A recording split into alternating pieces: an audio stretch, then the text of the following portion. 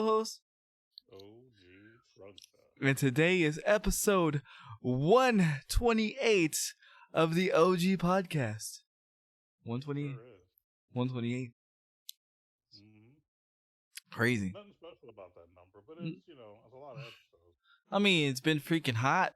Like, it feels like 128 degrees. But other than that, I mean, no, there's not really anything special. I hope the audio sounds good today in the podcast. Last week's audio sounded like crap. Didn't know that until after I uploaded the episode to everywhere. So I do apologize. You guys, if you're wondering like, well, why did OG not tell you? Because OG does not hear the same audio that is being broadcasted on stream, because the filters and stuff are not being heard on Discord. They're only being heard on OBS. And what is being recorded on OBS is what's being uploaded to everywhere where you guys listen. So I do apologize for that. I had no recollection. Normally I never have to listen to the podcast. But now I'm going to be listening to the podcast to make sure everything is good and gravy. But we had a lot of technical difficulties last week. Your internet was being silly. Yeah, it was really bad. No, we were actually... Although, I think I have an idea of what the problem has been. Okay. My girlfriend brought up the fact that because I'm doing this wirelessly, and my room where I do my recording is on the opposite side of the apartment of the actual router. So is why I'm having problems potentially. Yeah, that could. Yeah, that's actually a very good very good hypothesis, because when I'm in the bedroom and I'm on my phone, which is on the other side of where my router is, my reception sucks. If I turn one way, I don't have reception. Yeah. So now I hope to alleviate this, because in a couple of weeks I will be moving. Yes. As a matter of fact, the moving, I'm just gonna go into my week, I guess, since we're already there now.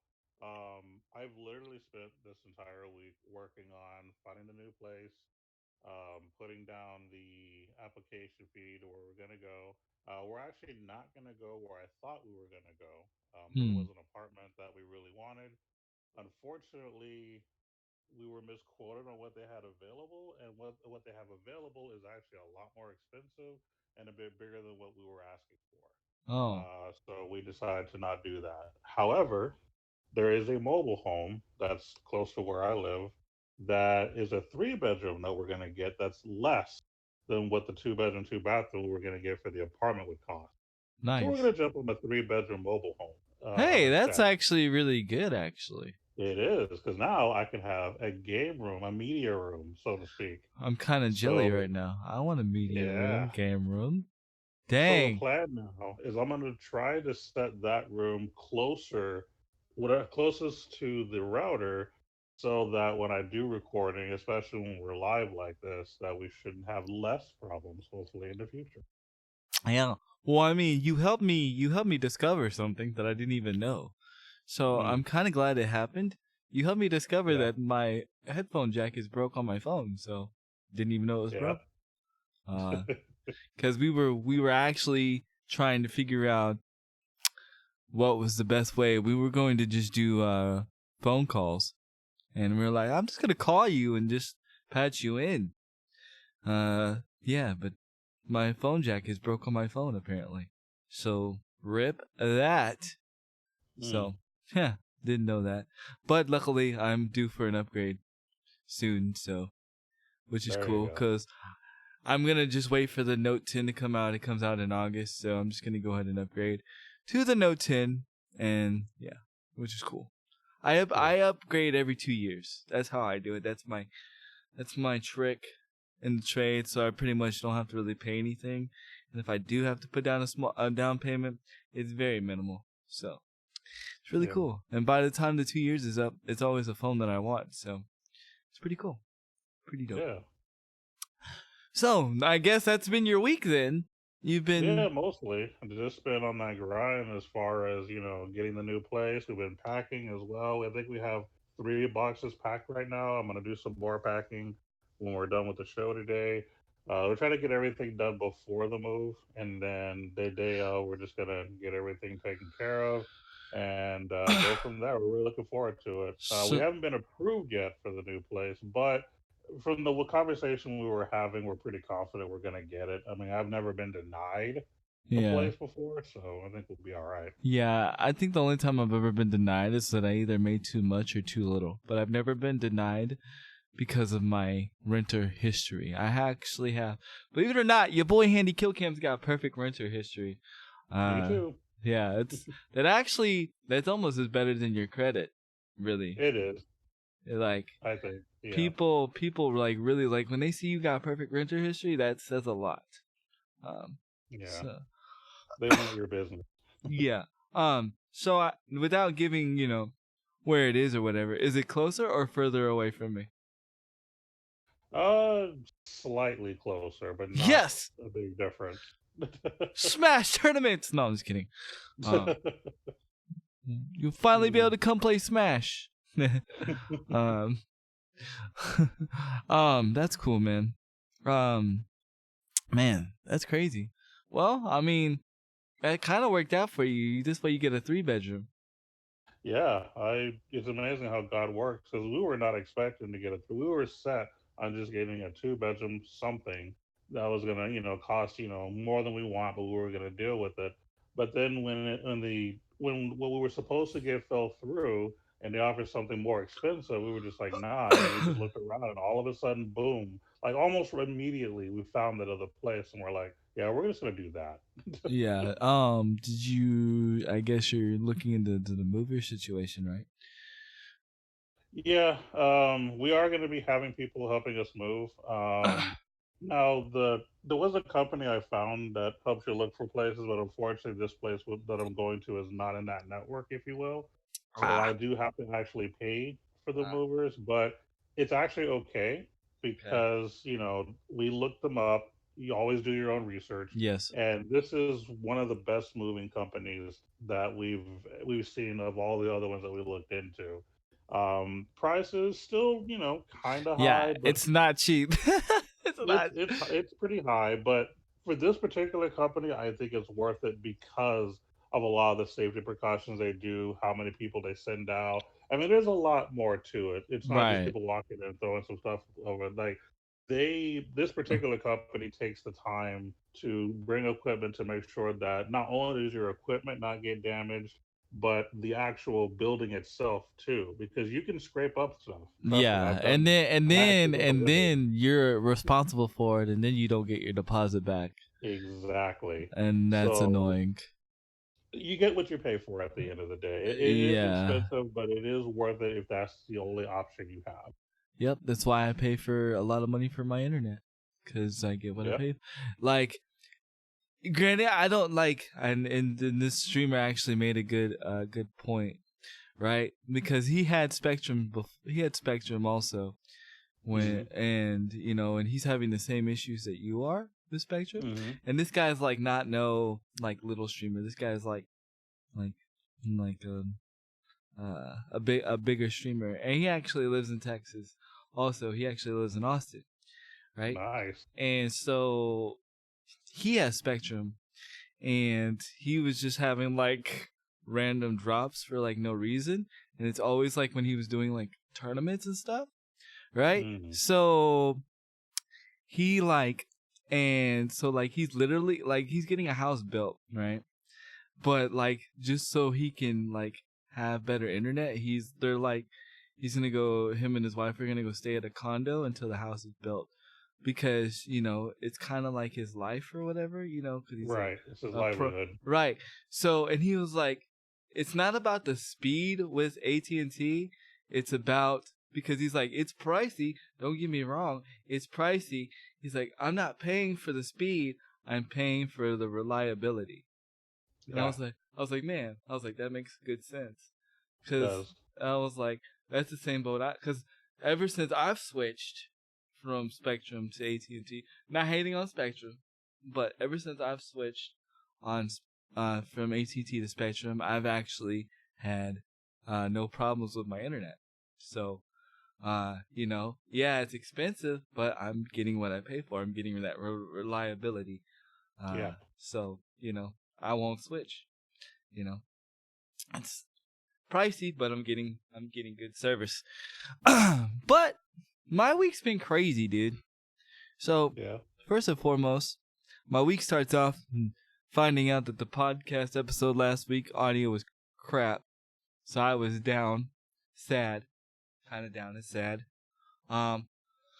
But then I find out, that we're getting all approved for all these platforms. Like, we're literally on 7 different platforms. You can just click on the Anchor page, and you can see all the platforms that we're approved on. I don't remember them all. It's a lot, and some of these names I've never even heard of. Like, Yeah. I didn't even, half of these podcast platforms I never even knew existed. Okay, but we there. Okay, we still waiting on Spotify and iTunes. That could take up to 2 weeks. So we will still be doing uploading of the YouTube videos until then. And then so I was like, okay, getting ready for the weekend. Had to do some, was gonna get ready to do some things, some overhauls on the stream. Was gonna just really spaz things up. And then I get a call from my I don't get a call. My wife gets a call from my sister-in-law. Says, "Hey, your father-in-law said, or in her case, your dad says you'll come pick up the boys, so you're gonna come pick them up this weekend, which is my nephews. But we'll meet you halfway to Fort Stockton." So, and my father-in-law was so excited, we could not not say no, we had plans or whatever. So we were like, all right. So we literally drove all the way to Fort Stockton and back over the weekend. And then so that was pretty much like an 8-hour drive there and back. So Sunday I just literally did nothing but just chill and rest. Cause it's different when you go on a road trip and you actually stop somewhere and you hang out. But when you're just getting out of the car for an hour just to drive back, you just feel compressed and all kinds of stuff. My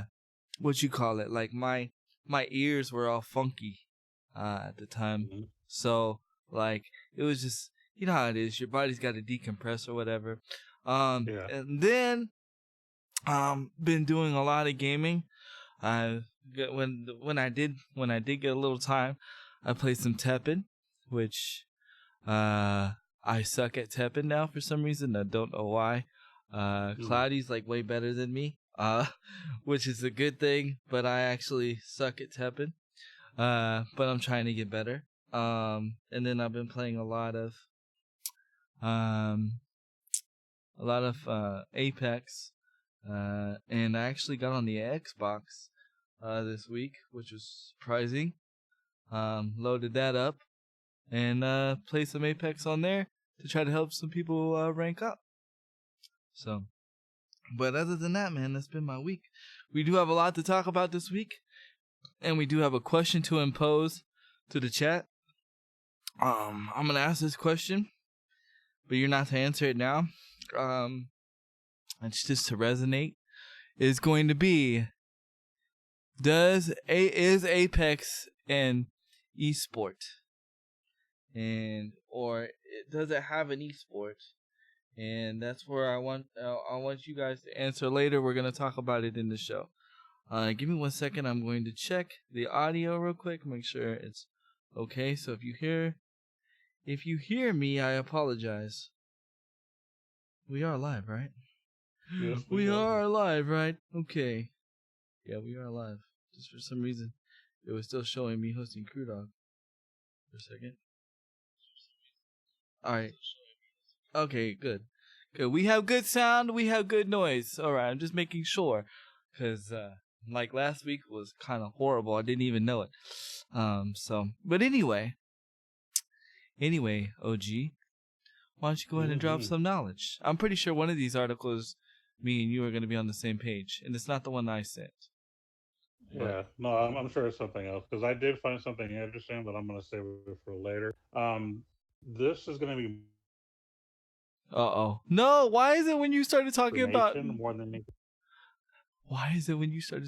knowledge? You're Oh, cutting did out. it go out again? Yeah, it went out. Okay. This is more of a shout out Mm. and an update than anything else. Not really new news or anything, but start from the beginning. So months ago, we reported that Machinima had went down more or less. They're no Right. longer doing YouTube. Sad thing. They're now for those who do not know what Machinima is. First off, where have you been? And secondly, they're the one of the oldest video gaming YouTube channels, more or less. They've been Mm-hmm. around since almost day one. They gave a starting to a lot of people that we know today that are either big into the business or are YouTubers. One, I'm gonna drop a name. Uh, they gave Hector Hector Rodriguez his starting. If you don't know who Hector is, Hector was the founder of Optic Gaming. So it's because of Machinima it gave him that Head start. that head start, because he was like, once he realized, and I'm sorry, I don't mean to do this, but I just want to throw this in here. Once he realized that he could make money from YouTube, it like changed his life forever. Yeah. You know what I mean? And making money from YouTube was a lot easier back then than it is A now. lot easier. It's almost impossible. If you're in the gaming channels, it is more difficult. We've discussed it before, but let me just kind of continue on track before we derail too much. Yeah, I'm sorry, I So, apologize. no, you're good. You're good. So, Machinima went under. Now, another friendly gaming company, well, they're like gaming and anime, Rooster Teeth. Mm-hmm. They picked up some of the people from Machinima, which Interesting. I'm so happy to hear about that. This was like months ago. This happened. I think it was like either February or March. I might be wrong. So if you want to fact check me, go ahead. I don't remember all the details.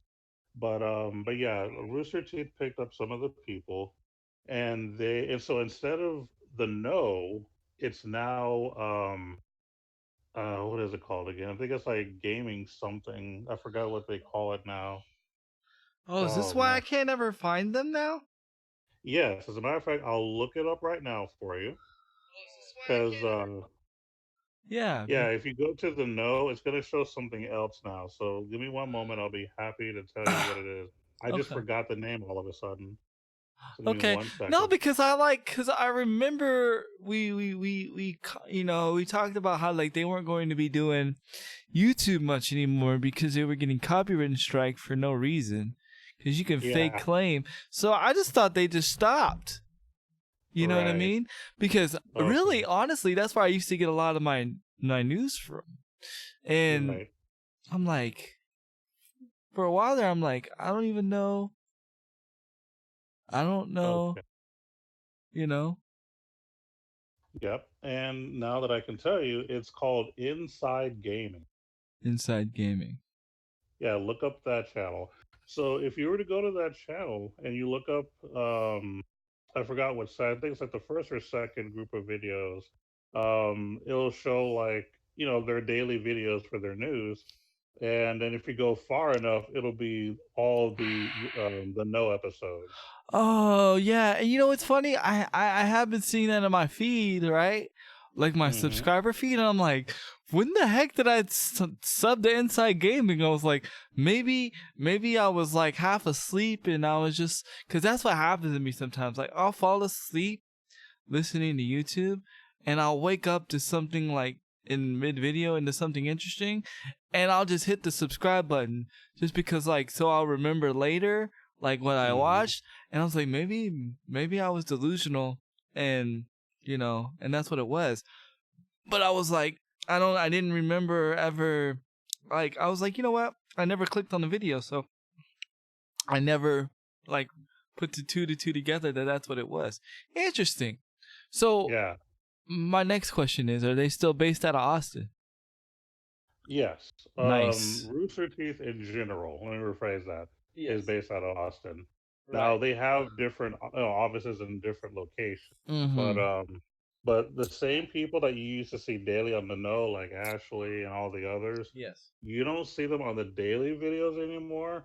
It's Oh. basically the old school crew from Machinima Oh. that's doing the daily videos now. However, you will still see the old school, the No crew on some of the other videos because I think there's a roundup thing that they do like once or twice a week, Uh-huh. where they basically kind of sum up what's been going on, Uh-huh. and a lot of those people are the people from the know, so they're still there. They are But still there. Ashley was like, and this is gonna sound wrong when I say this, but I actually liked Ashley. I thought she was like one of my favorites. So it kind of sucks that she's not like one of the people uh Yeah, doing the show. You know, and she's like the modern Morgan Webb. You know what I mean? yeah, That's yeah. what I feel you there. she reminds me of, the modern Morgan Webb. So Yeah, it was like a friend. It was like a more. I was comfortable watching Ashley because it reminded me of Morgan Webb so much. And yeah, that kind of sucks. But I mean, still, that's cool though. I know to, you know, check that out. I will yeah, definitely check that out. definitely. Definitely. So the reason this is kind of a shout out is I like to see other people in the gaming community helping other people in the gaming community when their company goes under. I Right. like seeing that camaraderie. Like, hey, you had good material. I'm sorry you had to go. Would you like to help with us? And we'll be more than happy to compensate you. Right. That's cool. That's what we should be doing, is helping Right. each other. Well, and it also shows too that like when you collaboration is key in any content creation, but you gotta collaborate with the right people. Like Hmm. I'm not just gonna go, oh, I need a collaboration. Let me go collaborate with some random streamer, you know, Yeah. that I don't know, just to get clout. You know what I mean? Right. And I actually see that a lot. Like two streamers that like really don't hang out together. Like one's just clout chasing them. But anyway, uh Yeah. you should do content collaboration with like people that you support, people with similar, you know, taste in the genre you're in and that you enjoy. One of my favorite people that I like to do collaborations with is Cloudy. Cloudy is like, because me and Cloudy have like a lot of fun. So whenever we can, we try to stream together. Well, at least we did it on Mixer, but they have not released the team stream thing or what is it, co-stream. I don't know what Twitch calls it, but they have not released the co-stream for Twitch yet. But we do have some announcements for Twitch and Mixer today, so you want to stay tuned if you're a streamer, because these are going to be some pretty interesting announcements. These are not news topics that what I'm going to bring up. These are going to be announcements. But to go back on what we were talking about, collaboration is key. You definitely want to collaborate because it will help you grow. Now you don't want to like rely on collaborations. You still want to be Right. able to grow yourself as an individual, and that's what I'm learning late in the game is like, you can't always rely on collaborations, hosts, raids. You gotta grow your own individuality. Those things are nice, but you have to be able to grow yourself as an individual too. You need your own individual base. So when that collaboration is gone, or when that host doesn't happen, or when that raid doesn't happen, so forth and so forth, you still have your audience that comes specifically for you. Um, True. And I'm gonna about piggyback off of that as well. This is more specifically for YouTubers. For those of you who do content creation for YouTube, I highly, and let's say you want to make a business out of it, to be more yes. specific, Mm-hmm. you must have something else. Yes. YouTube, as far as gaming is concerned, is not good enough. No, it's There's not. so much suppression. if you're playing a game that's rated T or higher, you may get demonetized, even if you just have the title. That's actually been proven. Yeah. Um, and so here are some recommendations for those of you who mainly use YouTube for your content creation. Uh, Patreon is probably one of the biggest things that content creators on YouTube use to make money. You make a lot more money on Patreon than you'll ever make on YouTube, guaranteed. Also, if you're someone who likes to have a live audience, I would highly recommend Twitch.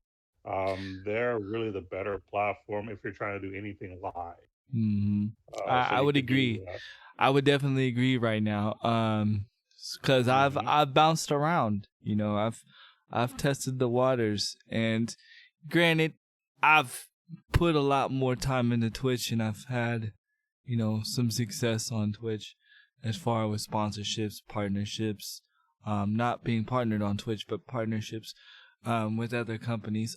Discord being one of them. Thank you, Discord. Mm. Um, where we film the podcast. You know, it's because of those things. It keeps me there because I've put a lot of time and energy into Hmm. it. So it's not as easy it is to transition, but Twitch is the better one because I mean they're the ones that started everything. So they're well known. You can find Twitch anywhere in the gaming industry. When some of these other streaming services you're not going to find everywhere where there's gaming. Although there will be an announcement again about another streaming service. Things are changing. We will be talking about that today. So again, like I said, stay tuned and stay glued to your ear pods, your whatever you do to listen to podcasts. Keep your ears glued or cleaned, whatever. But Q-tips. yeah, people say Q-tips are bad. Well, you're not supposed to. I do it anyway. So do I. It's just a thing. I So I got to, like, especially yeah, I just got to. I'm not gonna go into detail, but yeah, yeah, just got to. yeah, Got to keep the ears clean. You know what I'm saying? yep, But definitely, that's crazy, man. Thank yeah, you for that and knowledge. Thank you for that knowledge because I didn't yeah, even no know. problem. I didn't even know. But go ahead. Yeah, when it comes to gaming, YouTube is suppresses a lot. Either one, you're gonna get demonetized potentially, or two, like you always talk about the algorithm, you're never gonna get that recommended feed or anything like that. You have to put in more work than the average non-gaming YouTuber. Yeah, So yeah, because it could be discouraging, right? Like very I'm just yeah. being real. Like it could be very discouraging because it's like when you're consistent on Twitch, you get something. You know what I'm saying? But Hmm. when you're consistent on YouTube, it seems like, well, I didn't post the right thumbnail. Well, I didn't post at the right time of the day. Well, I didn't, do the. Oh, I made the video too long. Oh, I made the video too short. Because that's Yeah. actually a thing. If you do too long of a video, the algorithm doesn't like you. If you do Hmm. too short of a video, the algorithm doesn't like you. So that's crazy. Like, Yeah. as a content, and I'm just being real, right? As a content creator, we shouldn't have to be thinking about that stuff. We Yeah. shouldn't have to And be. it gets worse. Go ahead. It gets worse because not only do you have these stumbling blocks, there is no clear understanding of what you can and cannot do. Yeah. Because the same thing that you do one time with no issue, you Right. can do like 10 episodes later and have a copyright hit. Right. you know, Right. or something. So there's unfortunately no true guidelines. Everything is kind of being played by ear. So you're having to basically do trial by fire when you're on YouTube. Right. And it takes away from the actual content creation Yeah. because it's like, oh, I want to do this, I want to do that, and it would be awesome. but wait, oh, I have to worry about the algorithm. Oh wait, I have to worry about the content or the copyright strike. Oh wait, I have to worry about false claims. Because Yeah. even if your content is not copyright, like you could have a totally like royalty. I'm just gonna use this for an example. You can have a total royalty free situation, but Mhm. somebody can just be a jerk and just do a false claim on your video, and you're Yep. screwed. And that's what happened to the No almost a year ago, because I think we did report on it, the whole FIFA 19 thing, Yes. where, and it was kind of misunderstood because a lot of people blamed EA, but it actually wasn't EA at all. It was Right. the European Football League who Right. basically put a hit on it because the trailer looked too realistic or something. Right. So they basically hit, the nose channel hard on that to the point to where I think the video got removed, if I'm not mistaken. Yeah. No. And It I got think it. we reported that. Yeah, Yeah. we did. We did. It got removed, but it also made it to where they like had to do it privately, and this is why I thought exactly the no stop doing YouTube, because not only did it happen that time, it happened again, and the Mm, no was like, look, we're just going to like showing our videos on our own website, yeah. and so I just thought that's what happened. You know what I Yeah. mean? Thank God they're still around, but that's crazy. Yeah. So yeah, YouTube can definitely be very discouraging. For And sure. that's why you need a plan B. Like, continue to do what you're doing on YouTube. If that's your thing, and you want to be able to do it your way, continue to do it your way. But have a website or have some other way of bringing out your content, especially if this is something you're trying to do for a living. You need another platform. Yeah.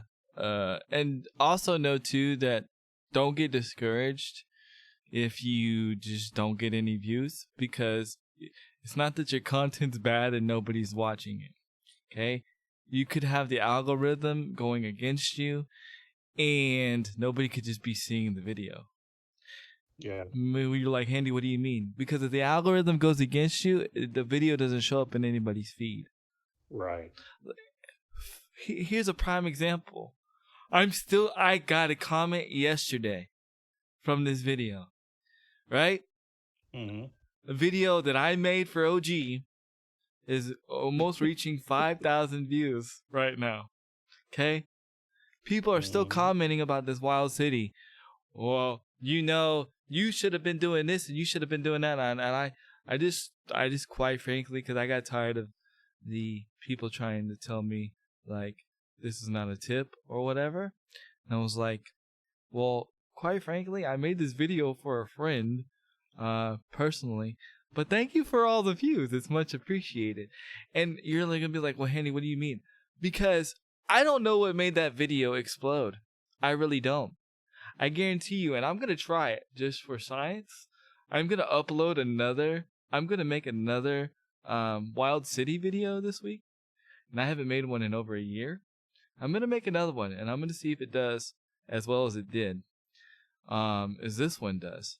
And just to see. But I could tell you that you just don't know. It's like a hit or a miss deal. Sometimes you strike Yeah. gold, sometimes you hit the lottery, sometimes you don't.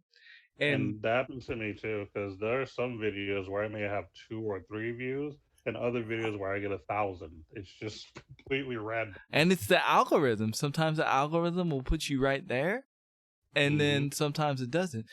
And it's crazy to see or to learn that. And it takes, so like I said again, because it takes away from, wow, people are actually like enjoying my content, what I'm doing is right. But then you find out that no, it's just luck, you just hit gold because your Yeah. algorithm showed, or you showed up in the algorithm. And Hmm. that's not fair to the content creator either way.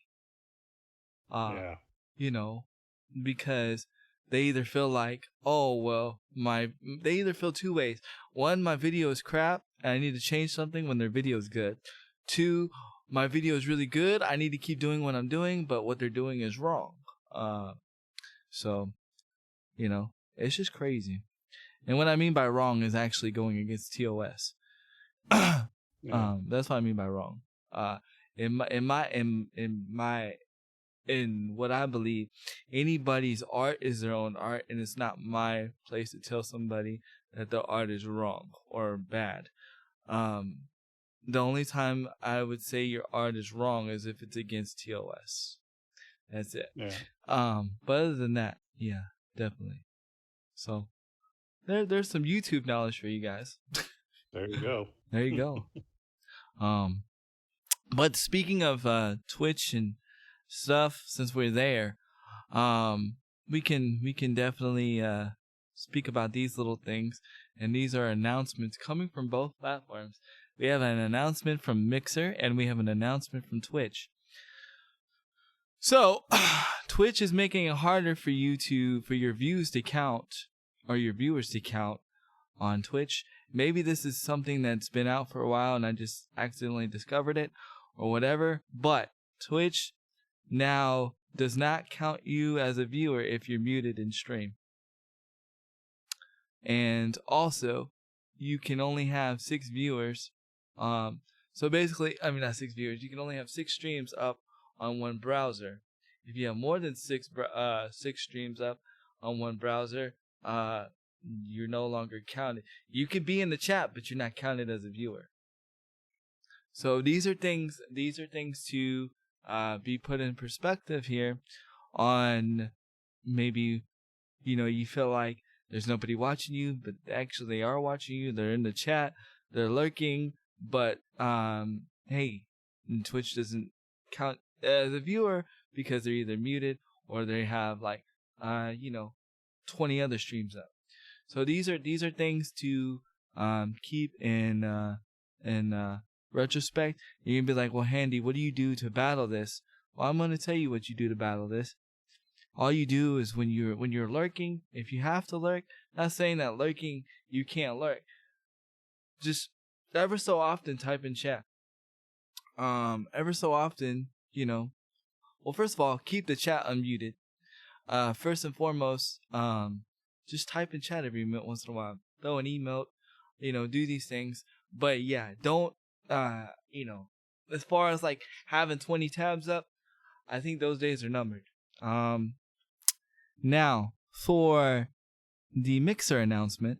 Well, before you go to Mixer, I kind of want to comment real quick on the Twitch thing. Okay. I really don't like the fact that they're forcing the viewer to communicate. There are some people who just want to watch. And honestly, sometimes looking at the chat can be annoying. Like, for example, if I'm watching Games Done Quick, anyone who's ever watched the Games Done Quick and looked at the chat knows that it's very spam heavy. Why do I want to see that? Right. That is so stupid that you would be required in order for, the person making it to count, that I have to have the chat up and be active on a very, very flooded, situation. That's just not fair. That doesn't make any sense. It's not fair, but I understand why they're doing it. And let me explain why. Mm-hmm. Okay, because here's the thing. It was like what we talked about a couple of weeks back. It was too easy to get affiliated, right? Because for me to get affiliated, and I didn't do this, I actually grinded, but for somebody to get affiliated, all they had to do was have their phone up, have their tablet up, and have 2 other tablets up. And they just sit there and watch the stream. Well, they counted as 3 viewers all the time, right?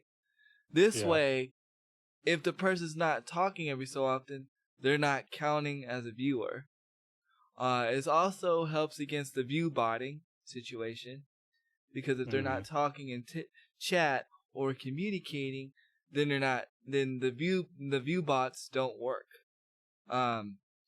So I understand. And I understand what you're saying, but from that makes sense. Go ahead. You're gonna say that you mentioned in the beginning.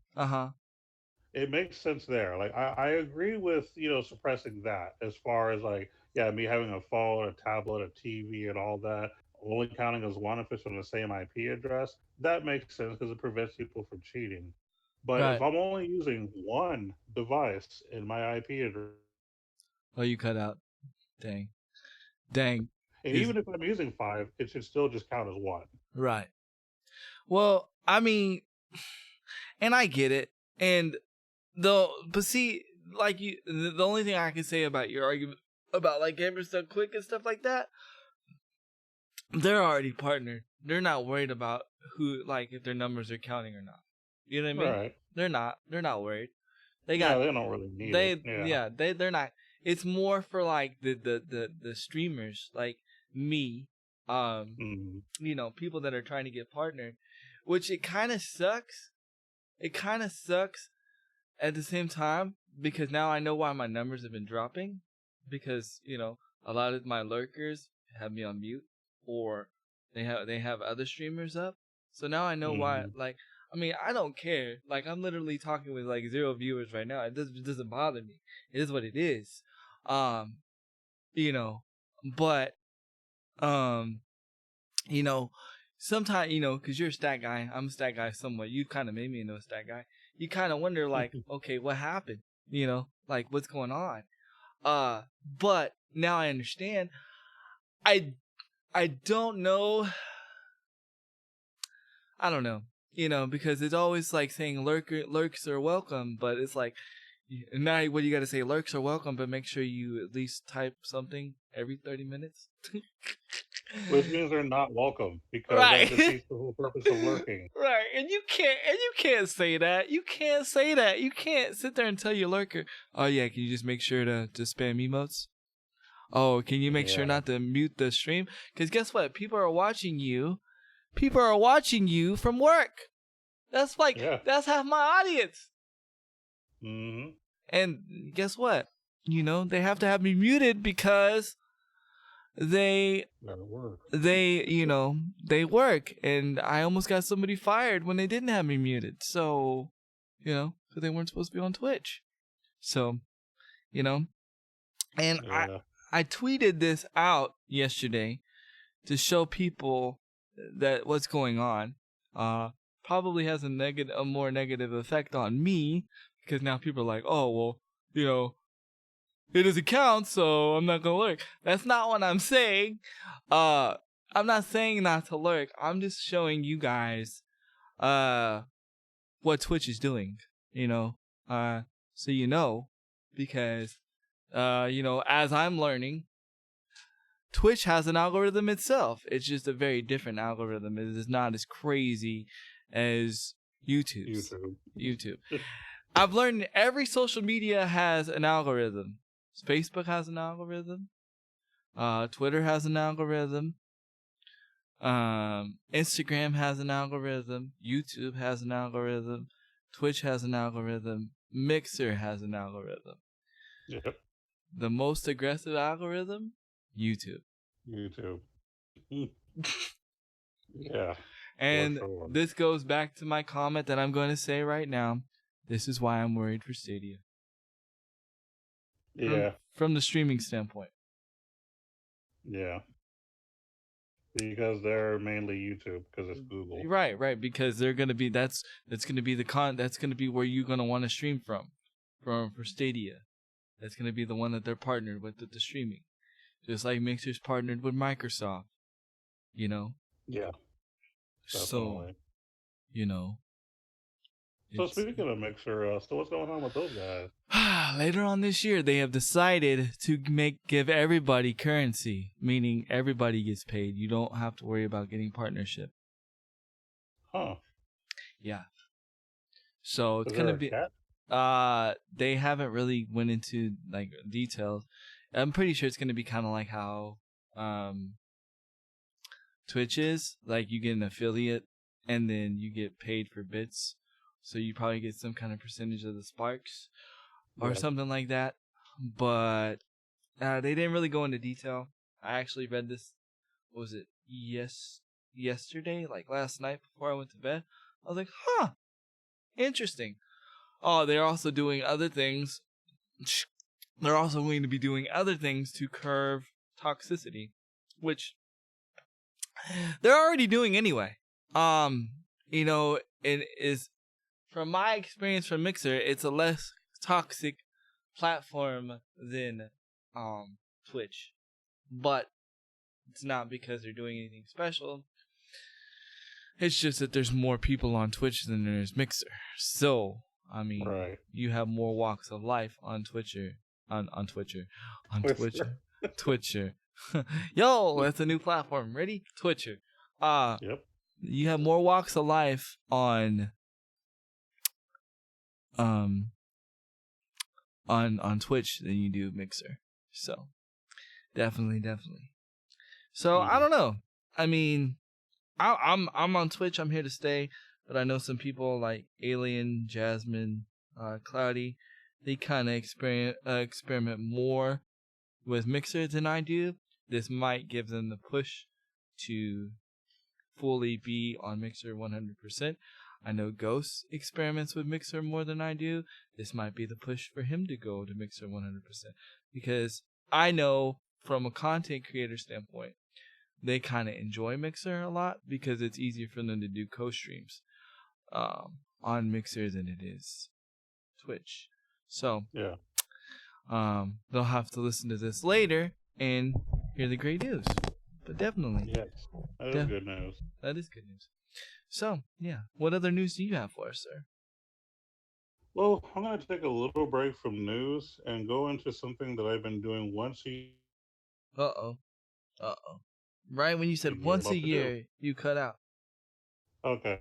I'm going to go over something that I usually do once a year, but I'm going to start doing twice a year. Oh, yeah. Is that Gamers Done Quick? Oh, no, not that. I'm not going to advertise for them yet. Oh. I'm going to go over the top 5 mobile games for the past 6 months that I've played. Yeah, I usually do it once a year, but I've run into an issue late. Go ahead. Now, You're cutting out, unfortunately. Oh, okay. That sucks. Yeah. Always when you trying to drop the hammer. I know, right? I have to do my voice a certain way because if I talk too loud, I think that's part of what. No, it cut out. I have to talk slow, like I'm chopped and screwed. Yo, chop and screw. Luda. Anyway. Chop and screw segment. Yep. But I'm gonna do my top 5 mobile games for the past 6 months, mainly because too many games are coming out that are hot, which means that other games that I like are not going to get spoken about because other games are going to overshadow it. So to give more mobile games more room, I'm just going to do this once every 6 months. Give you my top 5 for mobile games. Awesome. I want to say that this did take me a while to determine because of some new games that dropped. And it was really, really hard to make that cut to see who was number 6. Now, I'm not going to tell you who number 6 is, but that was a really, really tough cut because it was down to like the top 3 I already knew. 4 and 5 were the difficult ones. So, yeah. Nice. Well, anyway, here are my top 5 games for mobile for the past 6 months. And I'll be doing this again in January. But anyway, coming up at number 5 is Grand Chase. This is a mobile RPG. Basically, you and your crew go through a map, and of course, you get to level up, you get to get their stars up, just like any other mobile RPG. But it was more interesting because your team was going. It wasn't just that you had a team just fighting side by side. Like you actually had an arena that you walked around, like an actual map, where you were going through, and then you eventually fight a boss and stuff like that. That was really cool. It was different. Graphics were wonderful. Loved the game. I played it for about maybe 5 or 6 months before I put it down. Really, really good game. Number 4 was Brown Dust. Oh yes, I knew that. I thought that was gonna be like number 2. No, believe it or not, no. Well, if it had been for recently, it could have possibly been number three. But yeah, too many games. And like I said, there are some great games I'm not even gonna mention because you know it just got overshadowed by newer content. But anyway, Right. for those who don't know, Brown Dust is one of the newer semi-strategy RPGs. Mm-hmm. You have about I think 11 people you can have them play at once, and then each person has a turn depending on how you set them up, their speeds, and then different characters have. If you like put three people together that are meant to be together, you get bonuses and stuff. So there's a lot of strategy involved into it, and it has an interesting storyline as well. So that's a plus too. I also played that for at least 6 months before I put it down, but it was a really, really good semi strategy RPG. So Nice. shout outs to Brown Dust. Nice. Number three, Oh, right when you said number 3. Shadowverse. Wait. I got a glimpse of that. But you made Shadowverse number 3? Number three. Whoa. I gotta know why. 3. Okay. So obviously, it's the only card game that made it to the top five. Uh-huh. It's really the only card game that I'm really super into right now. Uh-huh. Not saying that the other card games are not good, but this is my preference.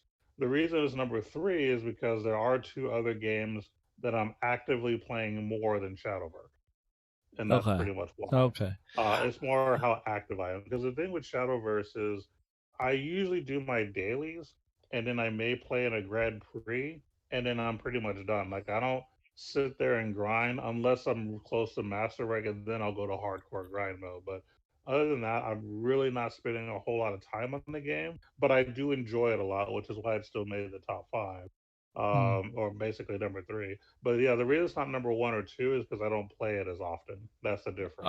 Okay. Which I'm actually surprised. Yeah.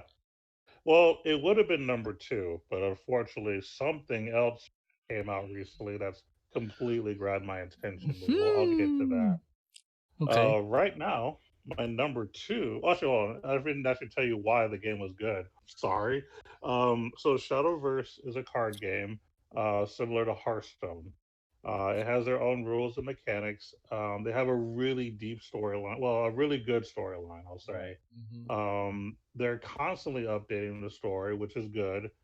And it's that game where you don't have to spend money at all. Like you can get everything you need by just playing the game, doing a story, doing your dailies, just playing in ranked mode, playing Grand Prix. And you can get stuff really, really easy. So if you want to get into a card game that's not money hungry, you Right. want to play Shadowverse, and that's why it's right now my favorite card game on mobile. Awesome. Ever. Awesome. Now to number two. The number two game that I'm playing the most on mobile. Uh-huh. Oh, you broke out again. This is a game that I just started playing a few months ago. It's right now like a game I just play. I always wake up in the morning, and that's the first thing I play is El Chronicle. I Really? start my dailies. Oh yeah, I do my dailies, and I may like do some extra stuff just because I'm trying to level a certain character high. Oh, you're breaking up, Because man. like the daily stuff is kind of fun to Mm-hmm. where I'm actually interested in seeing what I'm getting out of it, seeing like where my rank is on certain modes, and it's a simple, fun mobile RPG to play. And the reason I say simple is because unlike most mobile RPGs, in this particular game, you don't have to randomly get packs and hope you get like the right hero. For other mobile RPGs like Seven Nights, for example, which is a game I was on my YouTube channel a lot, you Right. can't just get the hero you want without spending money. You have to use your resources to hope that you pull the character you need. And that could be kind of annoying because you're using like thousands and thousands of resources to not get what you want. Well, this game eliminates that completely. In order to get a character, all you have to do is you select the character you want to get, and you have to interact with the character by either, just talking with them having food, or giving them items. And once you reach that bar of being able to unlock them, you just unlock them. So Right. there's no randomness, which I love. There is one other game that does that. I'm trying to remember the name of it. It's another mobile RPG that's really good that does the same thing that did it before this game, but I can't remember the name now. Yeah, I can't think of it. I wanted to give him a shout out, but I just don't have it downloaded.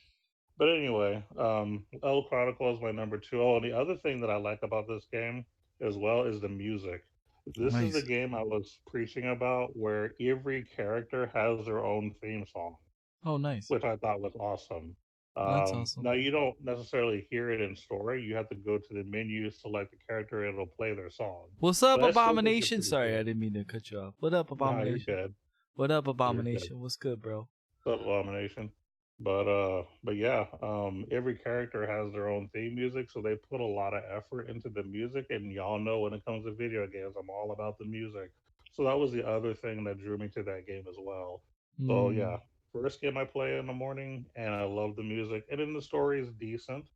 It's nothing crazy. It's your typical anime type stuff, but it's cool. At least it's doing something. Right, right. Uh, so yeah, that's why it's number two. Nice. All So right, what's so number one? I'm curious to number know what number one. one is. Believe it or not, shout outs to Tencent. My number one game right now is Wait, is what? You cut out. Chess Chess Rush. Oh man. Now Man. I don't know if you played this game yet, Yes, I have. but for me, it's super competitive. I'm always wanting to try to find new strats to make sure that I get first place. I typically get top four, but I'm always aiming for number one. Like when I'm playing other games, I'm thinking about playing this late. Like, Oh. it's that game that has me kind of addicted right now, and I'm just super duper like into playing it. Like once you understand how to play the Yeah, it game, was a little hard for me to understand, to be honest. I yeah, was it is. confused. I was confused. But I Yeah. kind I kind of get it. I don't know.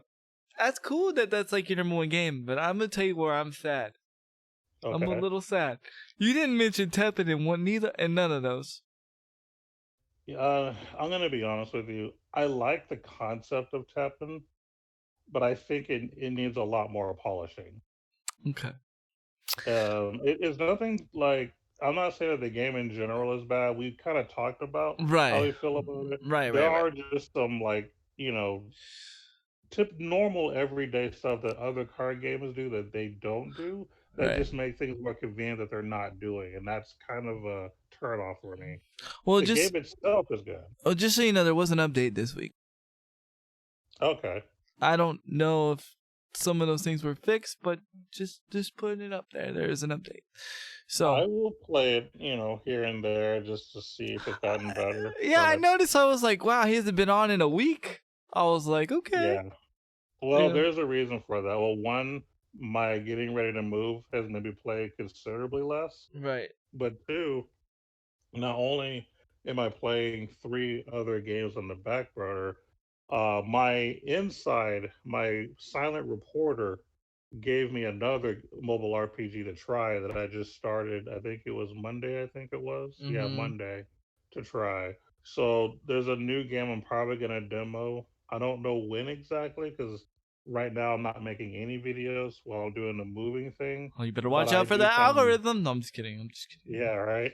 But yeah, there is a game I'm going to demo. I'm not going to talk about it right now because I'm still kind of in the testing stages. It is a good game so far, but I'm still in the honeymoon phase, so that's why I'm not going to make any comments yet until Mm. maybe a week or two from now. Okay. But um, but yeah, that's right now as of the past 6 months. These are my top five games. I'm only actively playing three of them, by the way, of these games that I mentioned, which are the Okay. number one and two and three games. Number four and number five are games that I no longer play, not because they're not good. It's just that I can't play too many games at once. I don't have enough time for that. Right. Well, I'm actively playing a lot of Teppen. That's what I've been playing. That's what I'm good. playing. I played a little bit of Chess Rush, like I said. It's not that I don't like it. It's not that I like it. I just don't understand it.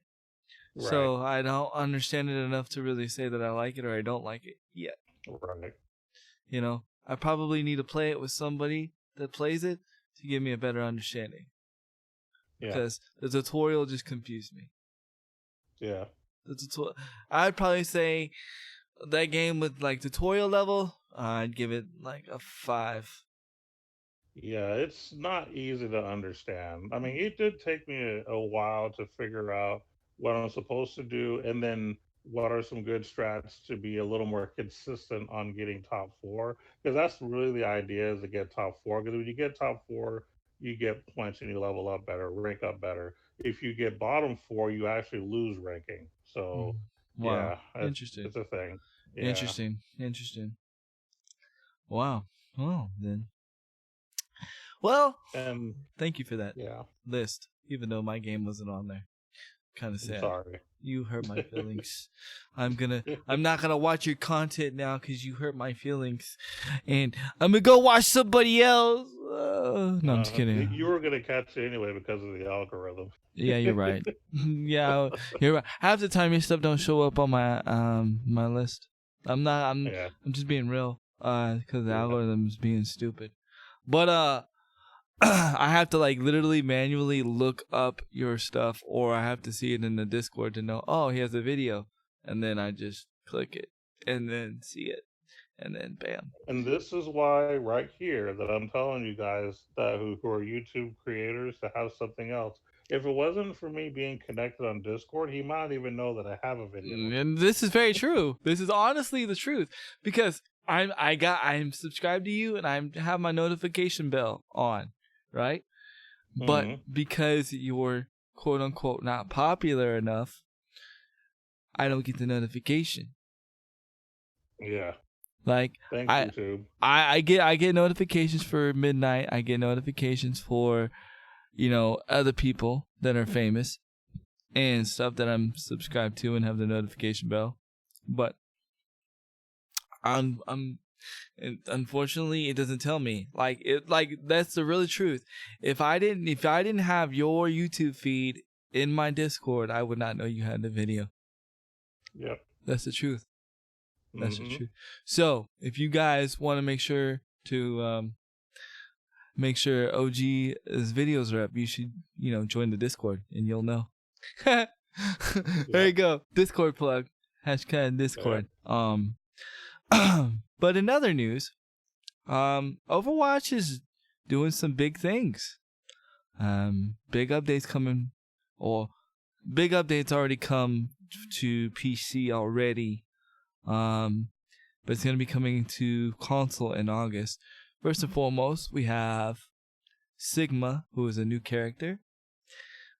He's a gravitational character.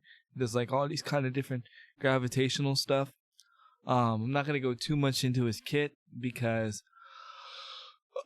there's more things that are going on in Overwatch. That's like more to talk about. They are doing what I predicted that was gonna happen. Are you ready? They're doing the roll lock. They're doing roll lock. So the roll lock. Yeah. Do you know what roll lock is?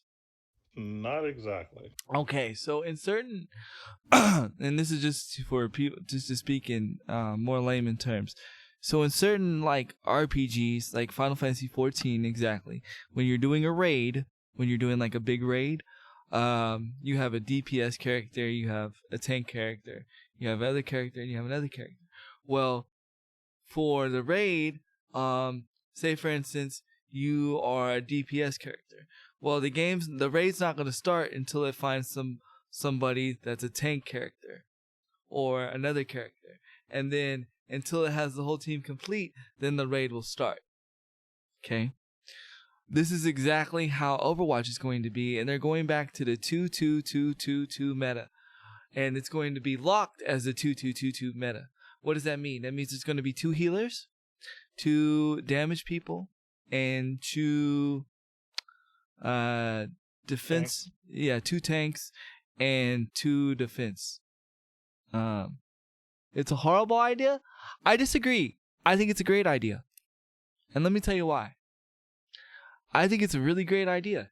I think it's going to be a good idea because no longer are we not going to have somebody that wants to not be the healer. Oh yeah. Yeah. It's two defense, 2 DPS, and 2 support. Yeah. But some characters play different roles. Well, yeah, but that's why, I mean, they're not stuck to the character. They're just stuck to the position.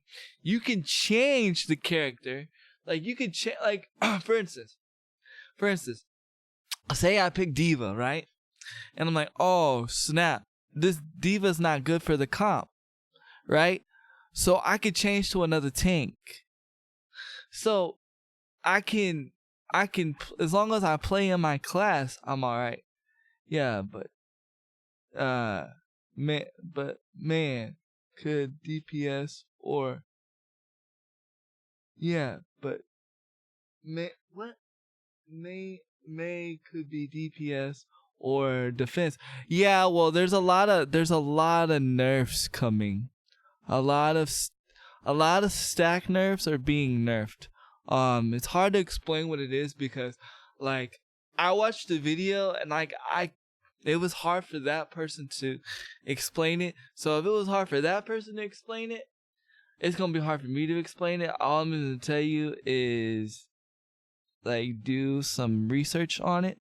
But the main things I want to talk about are the role change, and this is going to not only happen in ranked, this is going to happen in normal Overwatch as well. But they did say that if you're used to the classic Overwatch and you want to play classic Overwatch, you can go play classic Overwatch in arcade. In fact, they are ending season 13 early so they can get prepared for this new system that's going to be implemented. Now, for those that just play competitive, like me, myself, they're going to be doing a beta pre-season. So basically, they're going to be testing out they're going to be testing it out in competitive to make sure that it runs right and everything. This will be starting August 13th. I'm actually really excited. I will be playing this. This will be in the rotations. We will probably be playing this on Tuesdays. If I enjoy it, okay? If I enjoy it. If I don't enjoy it, it's not. Overwatch is not going back in the rotation. There's still one thing they have not addressed yet. The one thing they have not addressed is that the one thing they didn't address is the whole back out thing. So as far as I know, players can still back out, and if I stay, of course I'm gonna lose, and I lose SR. And if I back out early, I'm going to get penalized, even though the person backed out before. Now, here's the crazy thing, though. Here's the beautiful thing. Now, you won't get 1 SR, though. You'll get 1 SR for each class. So, say, for instance, I go in as a tank. Okay, I'm going to get SR for the tank section. Not only that, but I will have placement matches for each section. So say, for instance, okay, I didn't do so well as DPS in season 14, so I'm gonna go try as a tank. Okay, well now I got placement matches there, so I can have like different placements. I can have different placements or different ranks for each class, which I thought to be interesting. Not only do I find that interesting, but you get the purple little coins things. I don't know what I forget what they're called, but the currency where you can get the gold suits for each class. So I mean, it makes it more enjoyable to play each rank, and then you really find out like which is really your best class, because you might think you're like a better tank, but in reality you could be a better healer. You know what I'm saying? So I'm excited for the change. I don't know if it's necessarily going to be a good change, but let's be honest, Overwatch needed a change. It's not necessarily the change that I'm looking for, but I think this would make things a lot easier because now we're not going to have 5 DPSs. Now we're not going to have 4 tanks. Now we're not going to have no healers. You know, now there's not going to be nobody pressure. Well, I don't want to be the healer, but I got to be the healer because nobody wants to be the healer. Nobody's going to be pressured into playing a role that they don't want to play. And that right there, in reality, might help Overwatch in a lot of different ways because it's going to relieve a lot of the social tension. Because do you know how it is? Like when you're trying to play a character that you don't want to play or play a role that you don't want to play, but you're trying to do what's best for your team, and the team there's always that one person that thinks they know better than you in Overwatch, and you just you're like, okay, fine, I'm going to be a Genji, even though I know we don't need a Genji, and even though I've only played Genji the second time of my Overwatch career, I'm going to play Genji, and I'm going to suck, and then you're still going to be mad at me because I suck with Genji. So I don't know. I think it could be. I think it could be a good thing. The only concern that I have about this is how long the matchmaking might take because of this. This is very Because true. now you're having to basically be very limited. So if this was done, I guess, during launch in the very beginning, this would have been very problematic. But now that there are, thousands of players, maybe it won't be as so bad. But yeah, that's the only thing that concerns me is potentially long waits for matchmaking. Well, and there might be people that just don't like the role stuff, so they might lose a player base. You know. Yeah. Abomination said this. He says, "But if no one wants to be a healer, then there's gonna be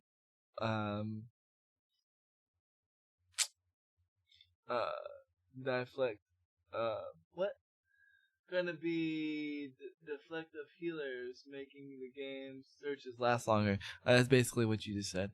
But I mean, there's people that want to be healers. I think, you know, I don't know, you know, I don't want to be one, but I'm not everybody. You know, I don't know. We'll have to see how this goes.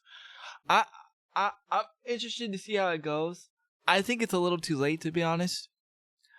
If I'm gonna be completely honest, I feel like if they were, as much as I'm excited for the role, for the role lock thing, I have to take my emotions aside, and I have to look at it from a business perspective. I think it's too late, and I'm gonna tell you why it's too late. Because how you like join a game, that's one of your foundation pillars, right? Like that's like a foundation of the game, like how you join, how you start the game, how you do that. And when you change that, not only like in mid game, but we're talking about Overwatch has been out for 3 years, OG. Okay. 3 years. So people been used to this kind of Overwatch for 3 years. And now all of a sudden you change that, it might backlash. It might backlash. Yeah. It might. It's a pretty dramatic change, yeah. You know, Although I understand why they want to implement this, it's more for the sake of balance. So yes. I understand. Yes. I mean, it's one of those things that sounds good on paper. We just don't know how it's going to actually be implemented and how well it'll be successful. Right. I'm excited for it. Like I can't wait. Hmm. I can't wait to get back into Overwatch again. Yeah. But I'm skeptic at the same time. Hmm. You know what I mean? Because for one, they didn't address, like I said, the back out issue, and two, Hmm. it might just be too late. To me, this is something you do like 6 months, or to a year that the game is out. In my opinion, you don't wait 3 Yeah. years. Fair enough. You don't wait 3 years. That's like saying, you know what? We don't like how Mario's been out for 10 years, right? We don't like Mario's name, so we're changing his name. Mm. Okay. Why? It's been out for 10 years. You know what I mean? It's been out for so long. I don't know. To me, it seems a little too late.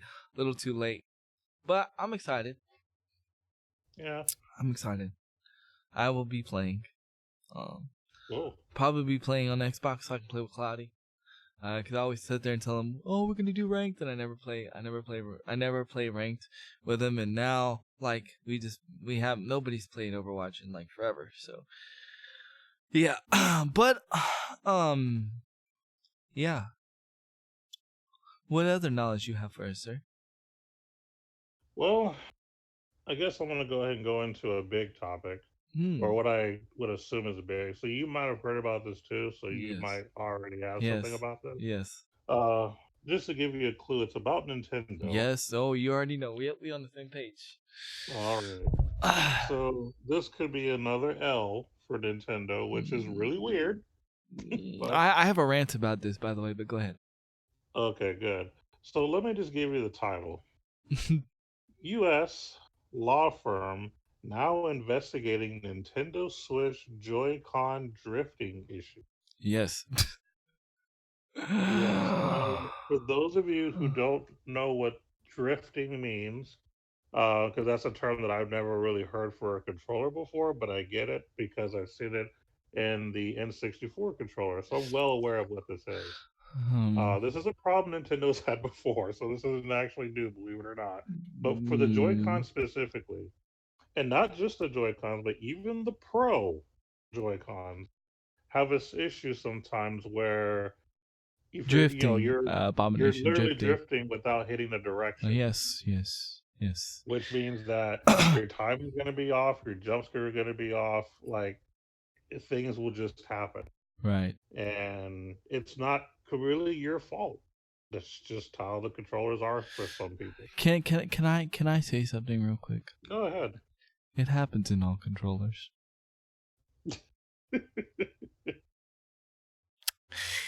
You know what happened to my Scuff? Started drifting. What's that? Started drifting. Same thing. You know what's happened to my Xbox controllers? Started drifting. Mm-hmm. You know what's happened with my PlayStation regular controllers? Started drifting. You know what you do when they drift? You know what they do? You know what you do? Buy a new controller. Buy a new controller.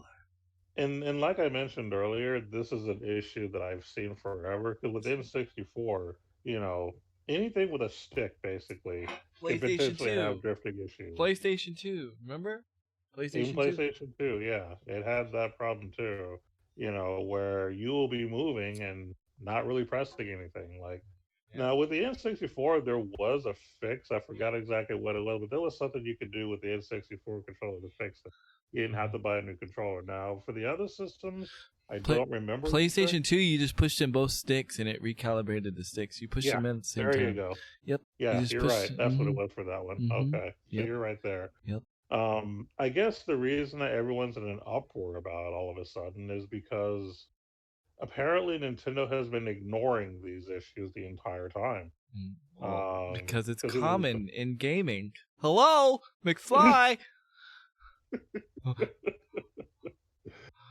Yeah. What do they look? Okay, look.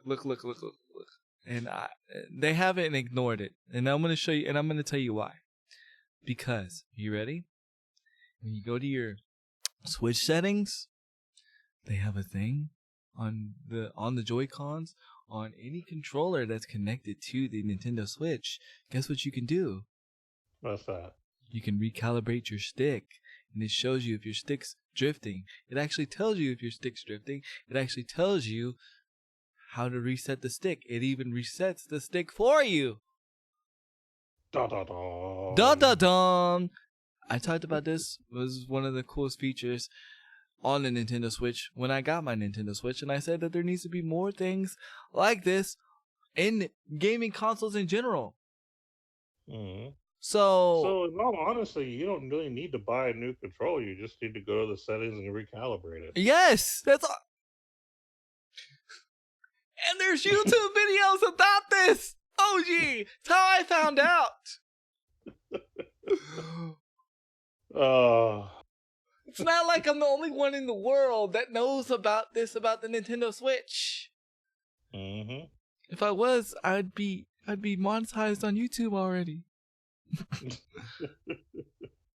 And I've seen this article on two of my main sites that I look for news at, and they were both discussing it. Matter of fact, the other website even pushed on forward to say that um, they've already filed. Like basically, what they've done is they put a post to say, "Hey, if you're having these issues, please let us know."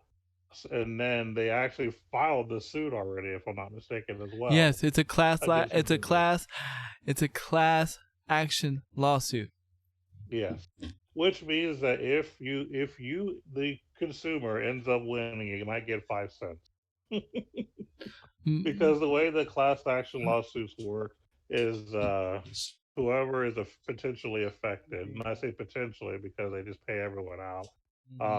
Anyone potentially affected will get a percentage of the winnings. Obviously, other lawyers, whatever, taking the biggest cut, and then whatever is left gets divided amongst the actual people. And being that there are thousands of people that obvious or possibly millions of people who play, these type of games, you're not going to get a lot of money out of it, even if they win.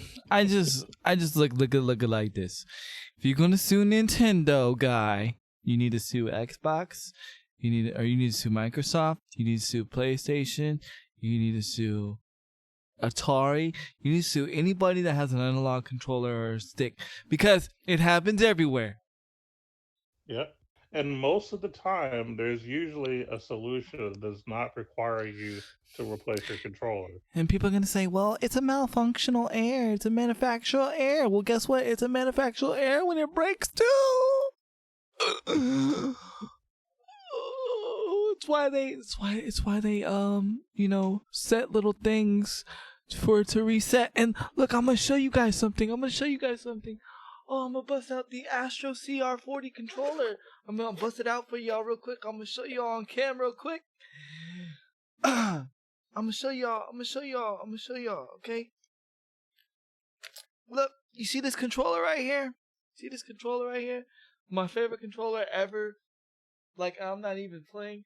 It's my most favorite controller. I'm gonna tell you why. Because in the event of stick drift, you can do two things. You could easily replace the stick, right? Because it's a modular, kind of like one of those like Motorola phones, like the Motos. You can just easily you don't have to there's no like screw or whatever. It just easily and you can replace the stick. Or guess what? You could do this. There's a little button right here that you hold for like 10 seconds and it recalibrates the controller, prevents stick drift. Uh-oh. Facts. So the fact that somebody's trying to sue Nintendo for stick drift, and it's work, and it's actually went forward, I'm livid. Because that means I could have sued Scuff. That means I could have sued, because in all reactuality, Scuff's Advantage controller, that was a manufactural error. Because let me tell you something. There was nothing I could do to fix the drift. The drift was actually in the software update, because once I updated the software from their patch that they had, the drift stopped.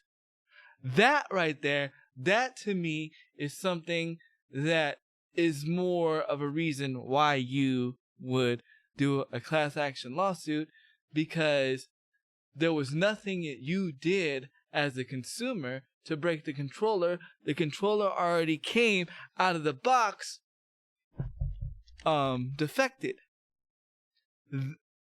It don't make any sense. But in the report, it says the reason why the Nintendo controller is drifting is because of use of playing the games. That's any controller. Mm-hmm. People pressing down the arts, so much, whatever. That's any controller. But why is it that Nintendo, why is it that these things work against Nintendo? Now they haven't won yet. But the fact that it's filed, it shouldn't even be filed. Shouldn't even have Yeah. went that far. True. Shouldn't even have went that far. Shouldn't even be a thing. Shouldn't even like. And here's the thing that I don't understand. Where's the real gamers at saying that this is crap? Where are the real reporters saying this is crap? Where are the like? I actually saw it on. That's how I saw the in-depth article or the in-depth situation, because like I said, gaming's turning into a bigger thing. I actually have a cable channel called they actually show Cheddar Esports, shows everything about Twitch. It's on my ATTU verse. I get to watch it anytime I want. I sit there and I'm like, me and my wife are eating dinner, because sometimes she lets me watch it while we're eating dinner, and she was like, babe, and because I was doing something, she's like, they're talking about the Nintendo Switch. They're actually people trying to sue Nintendo for stick drift. And I was watching it, and I turned it up, and me and my wife were like, that's stupid. I was like, yeah, that's freaking... And, like, the reporters were actually agreeing with this, like, this is dumb. Like, you know, people deserve to you know, have working controllers, blah, blah, blah. And I'm like, yeah, but guess what? It's common in every controller, buddy. Like, to me, for any gamer to really say that, I might catch a lot of backlash, but that's okay. I've been catching a lot of backlash anyways recently. But any gamer that's going to complain about stick drift and say that, you know, they deserve a working controller or whatever, then you obviously are not a real gamer, because you haven't realized that stick drift is a common thing. Unless it was like the Scuff Vantage situation where it was actually a software malfunction. That's the only difference. But if it's from wear and tear, guess what? Doesn't matter. Your sticks are going to drift. Eventually, like, I'm not going to be able to reset the stick on the back, and this is going to drift. But guess what? Astro made it where I could just go ahead and just go buy another stick and replace it. I don't have to buy another controller. And, and then people are complaining. Are you ready? Are you ready? Are you ready? Are you ready? People are complaining that you had to pay $40 because Nintendo said that they'll fix the controller for $40. Or they'll fix the Joy-Con for $40. If you send them in. Look, I'm going to be honest with you. I'm going to be real with you. There is no other company right now, unless it's on the warranty, that's going to just let you send in their controller whenever you want to fix it for any kind of money. If my Xbox controller broke right now, if this one stick drift right now, this one right here, this one, I've had this controller for like, let's see, 3 years, 4 years. This one stick drift before, but guess what? I fixed it myself. GG's. All right. If this controller broken right now, I couldn't send it in to Xbox. I couldn't send it in to Afterglow, because that's the company that made this controller. I couldn't send it in to them right now, this very second, and say, yo, my controller's stick drifting. Fix the controller. You know what Microsoft and Afterglow's going to say? Well, sir, you've had the controller for 3 years. It's, you know, you're past your warranty, so it's probably about time to get another controller. Or you can fix it on yourself. So the fact that, like, Nintendo's like, look, we'll just go ahead and fix it for you for $40, and people are complaining about the $40, y'all crazy. What up, Hellboy? Sorry, I'm ranting right now because I can't believe, like, this is actually a thing. And this is it's pretty stupid because, you know, like Handy just said, you know, the fact that they're willing to just go ahead and fix it for you. And because what a lot of people are complaining about is, one, the fact that they have to spend money to get it fixed, even though typically you would have to spend more money by buying a new controller, which you don't really have to do anyway. And two, people are complaining, well, now I have to wait for them to fix it so many days. It's like, what, do you expect it to be just fixed right when they touch it? Like, come on, people. How much is the Joy-Cons? The Joy-Cons are $60. They're like 60 or 80, something like that. No, it's 60. It's 60. It's 60? Yeah. Okay. 60 for two. Not 60 for one, 60 for two. For the pair. Yeah. For the pair, yes. So, if you think about, I mean, you know, but, you know, people don't think about this. You can go ahead and just buy the replacement for $20 more, and then you have a spare. Oh my God! Oh my God! You could just calibrate it and not pay anything. Yeah, or you can calibrate it. You know what? That's how I'm going to show people how to calibrate their sticks on YouTube. Again. Because apparently maybe the algorithm has made it where they can't see it. That's what it is. That's what it is. Well, a spare. But it doesn't drift out the box, though. It doesn't drift out the box. It drifts after normal wear and tear, just like any controller that has a stick. This has been going on for decades. It's just only now being a lawsuit. Yeah. Because Nintendo's winning, which is probably why they're getting sued. So check this out. And here's something. I did have a controller drift out of the box one time. It was the generic Pro controller for Nintendo, but it wasn't licensed by Nintendo. It was like look, I have all my controller connections like right in front of me. So I'm gonna show you guys this. So this is why I need a third bedroom. Anyway, this is the Nintendo Switch Pro controller.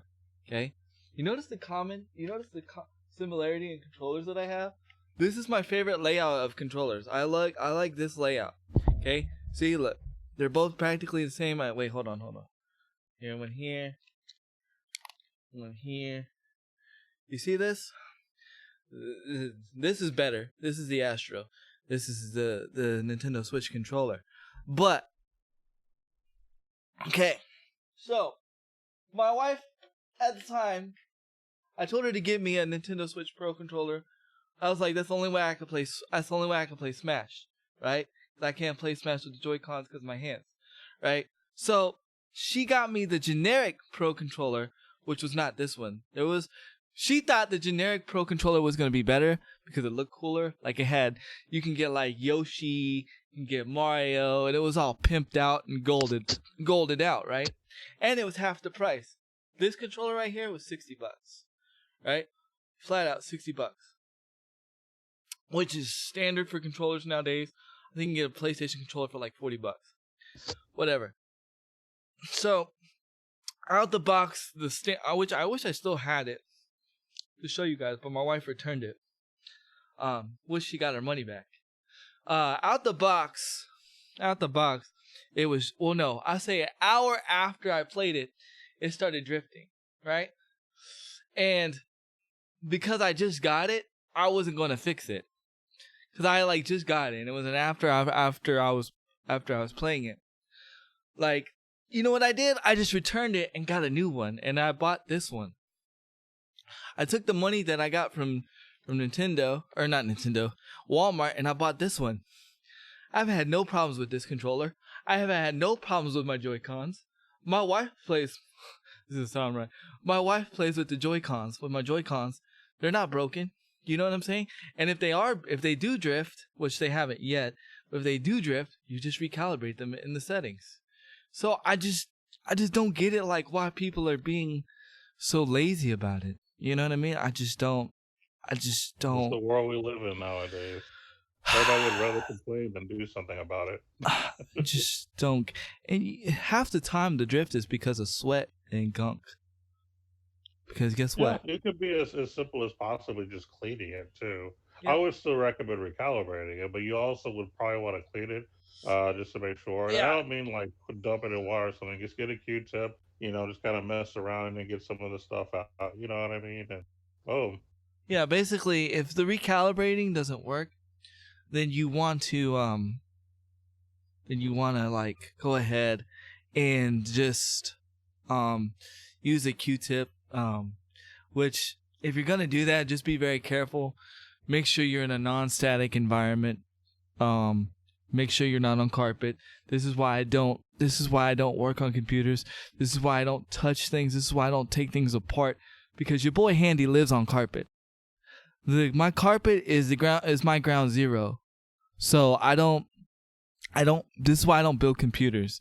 This is why I don't do anything such a sort, because I'm always full of static electricity. So I just don't touch electronics with green boards. Even if I desensitize myself or static shock myself, whatever you call it, I don't remember what it's called. Even though I know to, ground myself, blah, blah, blah, whatever the case may be. I know I live on the ground, so it's like I don't actually live on the ground, but y'all understand. Like, I crawl. I'm more comfortable on the ground. This is why y'all don't see me with much of my green screen, which really sucks because I enjoy my partnership with WebAround. WebAround is like some of the awesome people. They sell awesome green screens. And the fact that they sit on wheelchairs is amazing, or they hook up on wheelchairs is amazing. But with my hip, I'm just not comfortable in my wheelchair. And so, which, because I'm not showing the green screen much, I'm probably going to end up losing my partnership at some point. But, so if you want a green screen, go ahead and get one while you can. Plug. Plug. I'm just my most comfortable self when I'm on the floor. So with that said, like, I don't take things apart. What I do is I show my wife and I walk her through it, and she does it. So what you want to do is you just want to make sure that you just do a Q-tip around the like the little modular stick, and you're gonna be like, well, Handy, I think these didn't drift. You're right, these didn't drift. I'll show you the one that did drift. And then I fixed on my own, and I didn't have to sue nobody with. I fixed this one. And you notice it's the same controller layout as all three of my controllers. I actually enjoy this stick layout more than any other stick layout because it's better for my CP. So I this is what we took this one apart, and we got all the little sweat and gunk out. Sorry if I missed any comments. Could you just have the green screen in the background, or on your chair? I tried that, and unfortunately it doesn't cover the whole back of my chair. It's just like the back part of my chair where you see where I sit in, because that's the part you're supposed to cover. It's like a strap, it's like a cross strap like this. So like that part doesn't show. That part still shows the back of my chair, and it just looks very unprofessional and not right. So I wouldn't want to show them in that kind of light. I'm in the process of trying something, because I really enjoy WebAround. They're really a good bunch of people. They're really cool people. Again, if you're looking for an easy green screen that you don't have to stretch or whatever, that sits in the back of the chair, make sure you go and click on the WebAround link. Even if you don't click on the WebAround link on the panels, go check out WebAround for yourself. Make sure you use code Handy. Use code Handy and get 10% off your order. We'd be gladly appreciated. What up, Cloudy? What's good, man? So, yeah, now that I did my little 30-minute rant on Nintendo, I think that's just completely stupid, dumb. Until there's no analog sticks, which there's always going to be analog sticks. I don't see there not being analog sticks. Hold on one second. Yeah.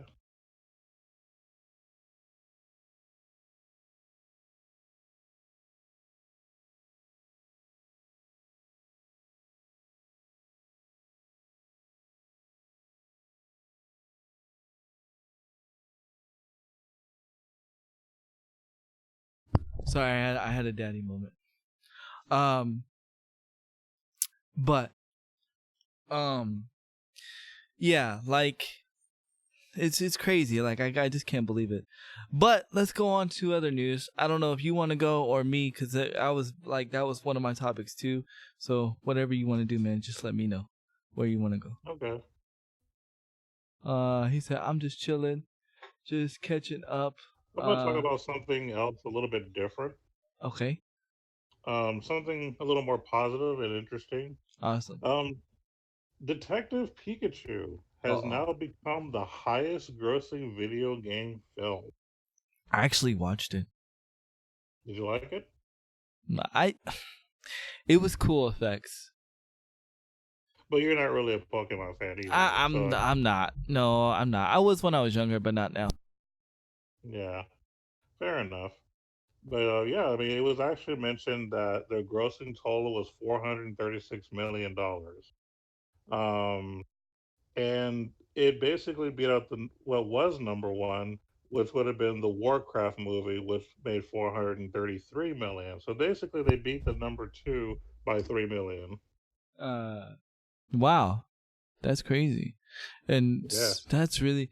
I mean, it's not a bad. It's really not a bad movie. I was actually surprised how good it was. Like for like, and I mean this. Like I was actually thinking it was gonna be kind of cheesy. It wasn't really that cheesy. Like they made. Okay. Uh, I mean, I'm pretty sure everybody's seen it right now, and I'm using this for emphasis. They made Mew like a badass. So excuse my language, but they made Mew a badass, and that was pretty cool. Yeah. You haven't seen it, have you? I have not seen it. I really have no intention, only because I'm not really into the franchise. Right. But I am happy to hear Oh, you cut out. I saw it by accident. now. I saw it by But accident. yeah. I saw it by accident. I was going over to a friend's house. Well, actually, it's a friend of me and my wife's. They're like a couple, and we went to go have dinner. And you know they have a child, and you know, and then I brought my kid, and my daughter's been wanting to see Pokemon the movie, and I'm like, oh, we're never gonna see that because I don't want to see that movie. You know what I'm saying? Like, I have no desire to see Pokemon, right? And well, Mm. my daughter hustled the the the person was like, oh, you have Pokemon Detect? I want to see that movie.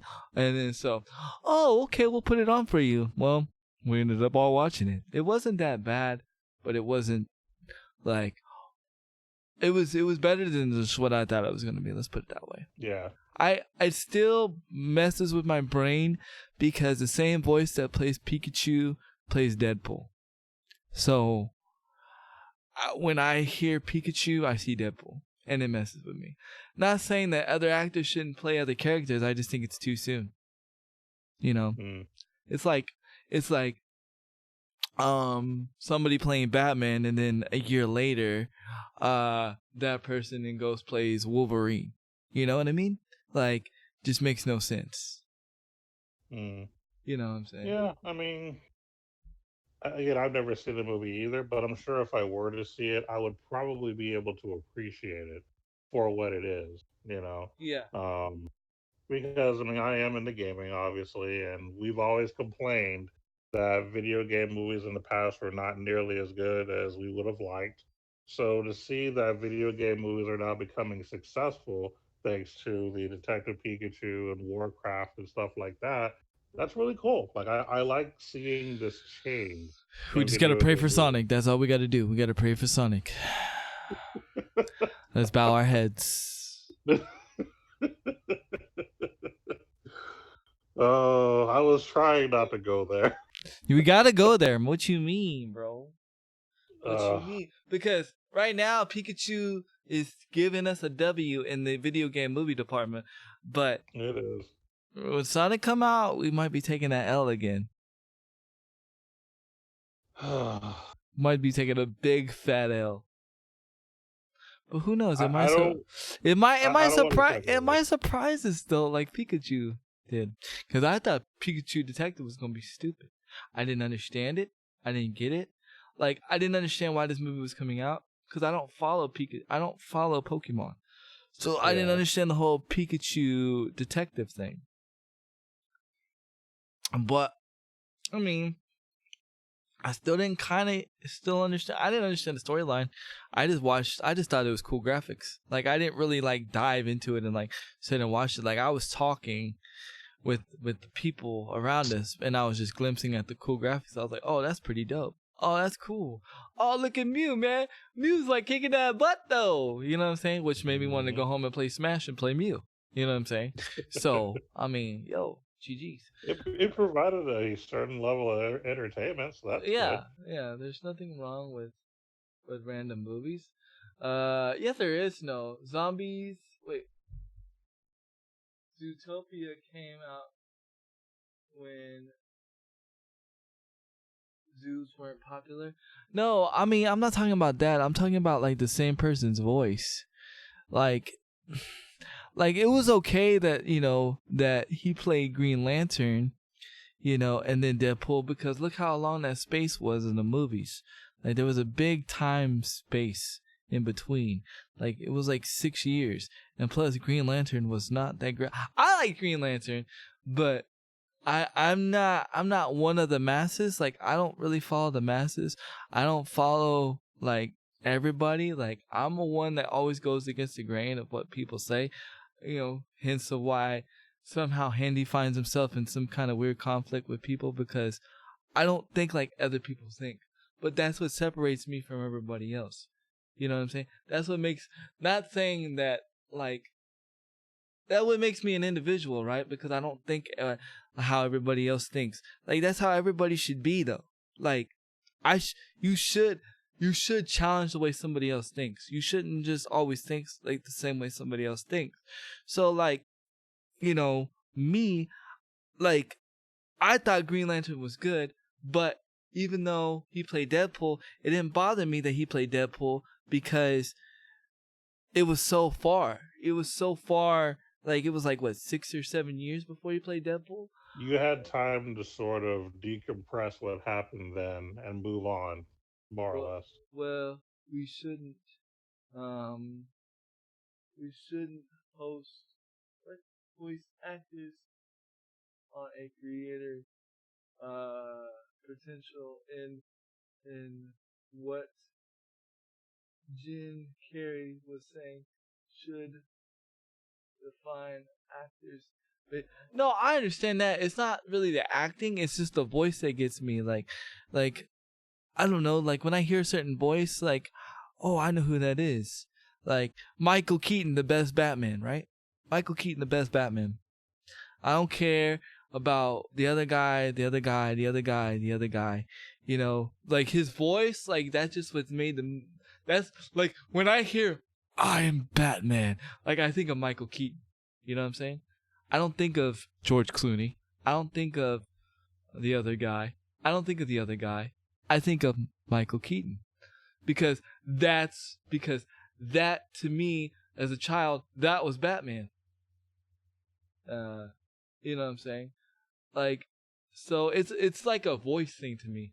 Like, certain voices in his mind may not fit a certain character. right. And to me, when I hear Pikachu from Pikachu Detective, I don't see Pikachu. I see Deadpool, because that's what my voice. That's what it registers, because it's been too soon. It's been too soon.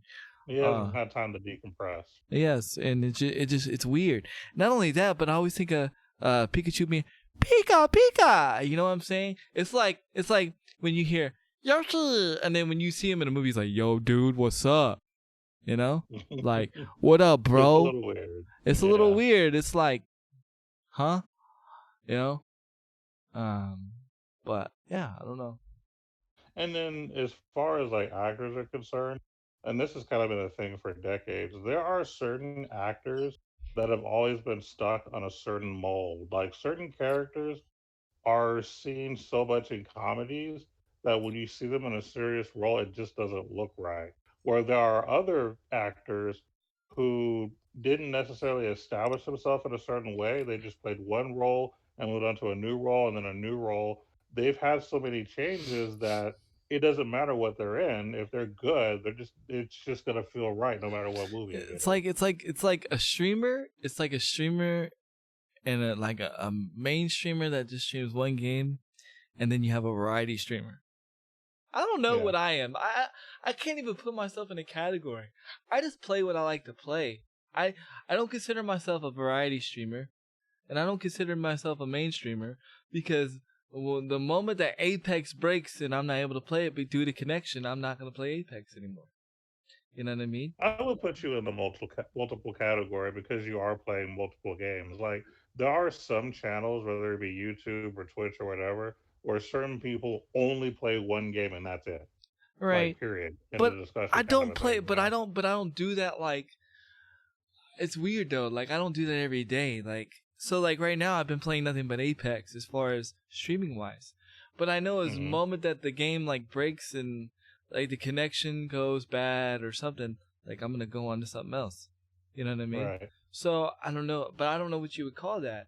And some people would say, "Well, you're not loyal to the game," and I'm like, "It's not that I'm not loyal to the game. It's just what am I supposed to do when the game doesn't work?"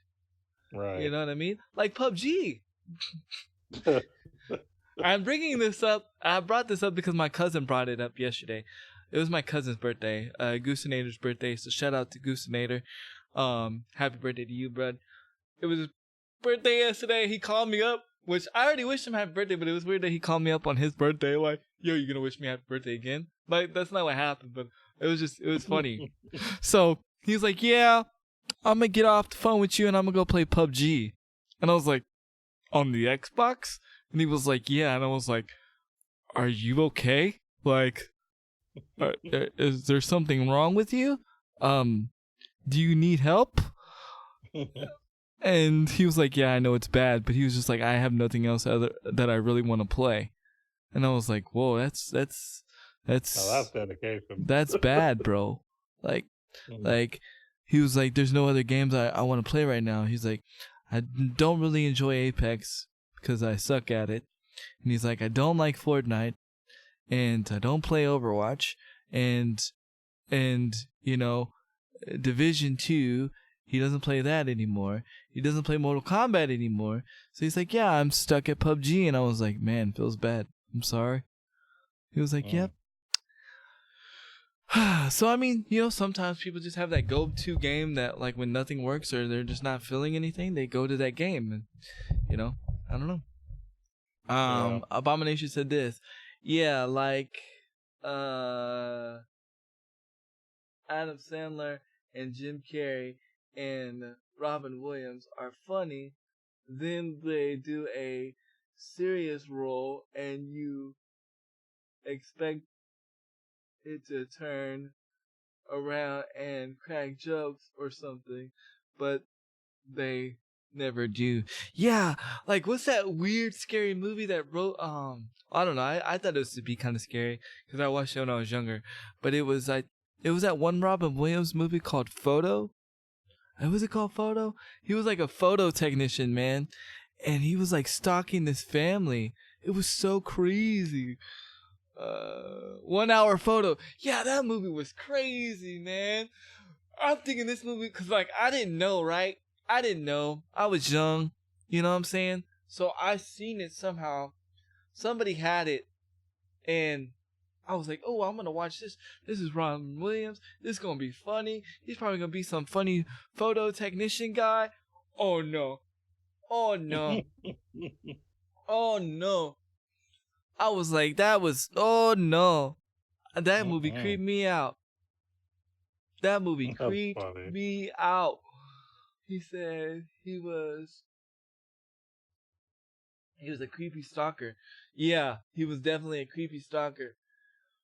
And I saw it with commentary and couldn't stop laughing because Robin Williams kept pointing out how silly they were in the background. Oh, that's funny. So he kind of made it funny during the commentary. Maybe, too bad I wasn't able to watch that version of it. I miss that dude, man. Yep. Robin Williams, man. He was something special. He was, man. That's why you should always reach out to somebody. Always. You should never take their situation lightly. And you should always take like those kind of situations seriously. Even if you think they're doing it for attention, whatever the case may be. You never know. You never know, right? And it's best to reach out and then find out that it wasn't that serious, than to not reach out and then find out it was serious. Yeah. So, but another shout out to naming his daughter Zelda. Oh yeah, I know. And shout out to him having a spot in like World of Warcraft forever. Yeah, he actually has a character in World of Warcraft. So that's pretty cool. Yeah, they permanently put it in the game. So it's pretty dope. Next crazy news, and we have to talk about this, right? Uh-oh. As much as I don't want to talk about this, once I read this other part, I was like, "Oh snap!" And because I'm bringing this up because it's a learning experience for me, and it's something that I've learned that I'm learning. So, and I'm gonna bring up the um the article real quick. So it's the one I sent you. So Okay. Twitch creative director wants Ellen, I don't know how to say her name. Alinity banned. Okay. So for those that don't know, this girl, she's been on the Twitch, craziness for a while. She just recently got put, back in the spotlight again in a negative light for throwing a cat and for a video that happened a long time ago resurfaced again of her giving a cat a vodka kiss, and basically giving the cat or putting vodka in her mouth and then kissing the cat, which is something very bad. That's not what we're going to discuss.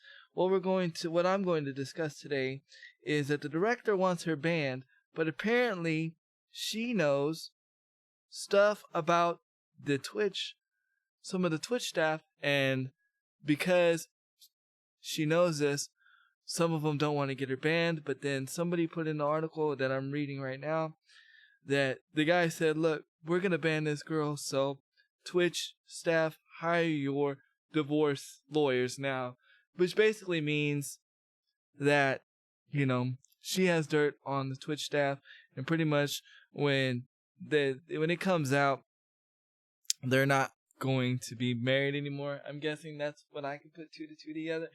And you're like, well, Handy, why are you going with this? You really don't, necessarily, bring up, Twitch drama situations like this.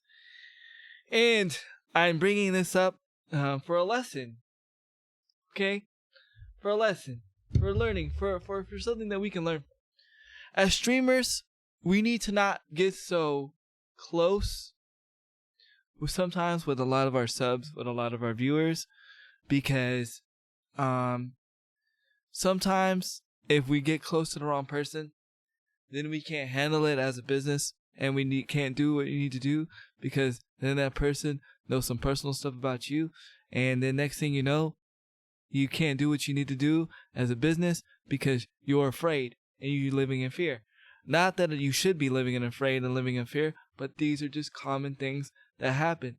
And it seems to be like this is the common thing that happens with Twitch and with streamers, because they're afraid of either losing viewers, either they're afraid of losing subs, either they're afraid of losing, or things coming out to the light. So you're like, well, Handy, what should you do? And I'm like, well, let's put it to you like this.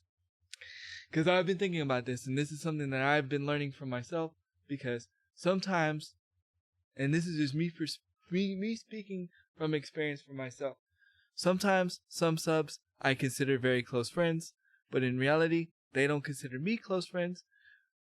And so with that, there's that miscommunication right there. And sometimes a sub is just a sub. And so what I started realizing in my brain is like this. When you are working at a store, or you are working at I don't know, like some kind of store, you're not necessarily, exchanging phone numbers. You're not necessarily texting. You're not necessarily like learning about each other's life. Yes, there might be some that you're friends with, but you're not friends. You're not on that level with everyone, right? So you have to learn, even in this Twitch business that we live in, and this goes for Twitch staff, we have to learn to separate ourselves from the streamers. Twitch staff, you got to learn to separate yourself from the streamer. Because if you don't learn to separate yourself from the streamer, guess what? It makes it harder for you to do business, and then people think this and that and this and that, and then guess what? You're hurting your business more. you're hurting your business, because now there's an emotional attachment to you or to your company with this person, because you're like, well, dang, I don't want to lose my wife, or dang, I don't want this to come out, so I got to do what she wants to do, and I can't do what's right for business. Same thing that happens with streamers sometimes is, because they feel like, well, this person donated me $3,000, you know what I'm saying? I'm going to get all nice and close with them. And the next thing you know, you expose yourself something that's maybe personal, maybe, maybe not something bad, but maybe to them, like it might be weird, and it's something private that you want to keep private. But now, because you did that, next thing you know, they're holding that against you, and now you're having to do whatever you want to do. Not saying that's happened to me, because I've never been donated $3,000, but it's happened to people before. And it's the way people blackmail and extort. There was actually another streamer that was extorted, was blackmailing this other person because he was giving her money, and then she manipulated him into wanting a relationship, and then because he ran out of money to donate her, he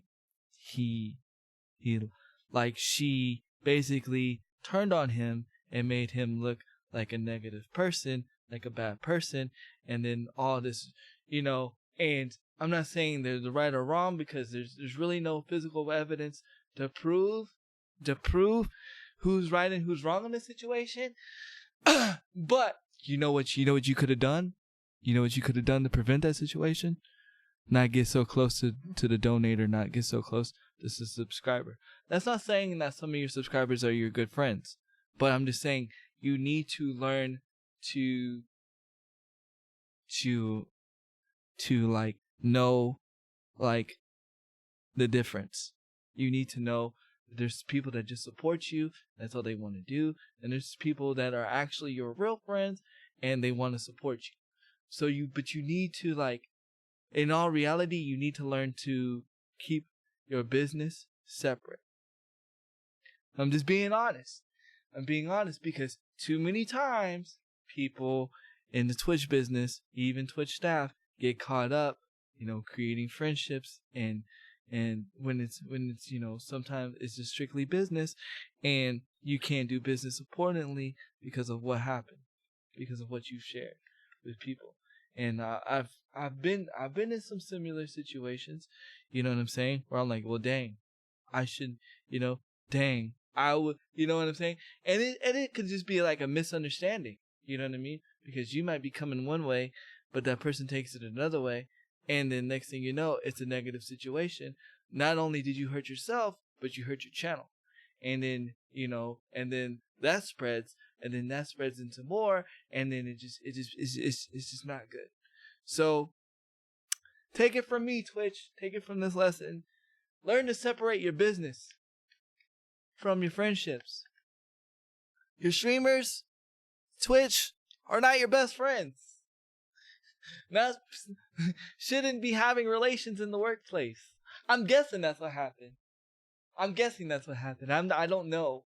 But when you see in the article, when they quote unquote hire your divorce lawyers, I mean, you kind of put two and two together. So, you know what I mean? I don't know. What are your thoughts?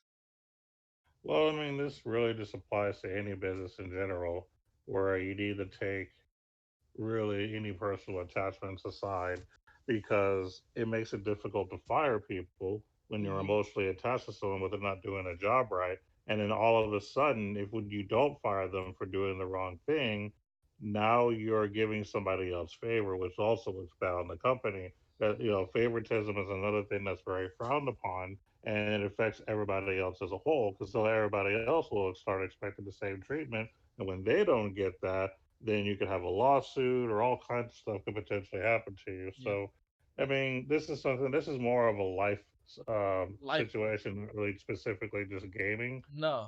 or content creating. This is just separate your business from personal. Don't get too close to your, subordinates or whatever the positions they are in, coworkers, because this kind of stuff could cause some serious problems for you.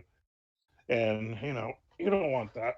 You really don't. And just let business be business. You know what I mean? Yeah. Like y'all can chat or whatever, be cool or whatnot, but be careful what you tell people because Mm-hmm. people will turn on you in an instant Yep. and use it against you. That's why I really don't tell too many things super personal about myself. I Nope. talk about some general things that I would just tell anyone, so you can't go back and use it against you because Yep. everybody knows. I don't care if you tell the world. I've Right. already done that. All right. But certain things that are super personal, I'm not going to say on Twitch or YouTube or anything like that because it's no one's business, and I don't want someone potentially using that against me. Right. Right. Exactly. Like this is why it's a beautiful thing that like my best friend like actually works with me because like, you know, like, like he's like the only one that like really knows everything about me. But at the end of the day, that's the only one that's gonna know everything about me.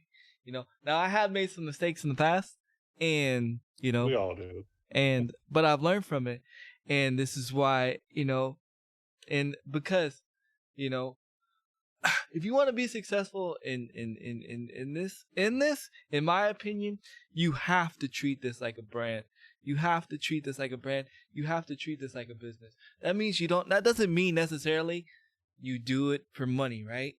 But you have to be careful what you post.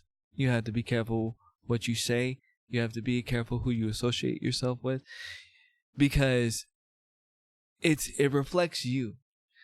That's why I'm very careful with the Handy Kill Cam brand of what it reflects. That's why I'm very careful with this podcast and what it reflects.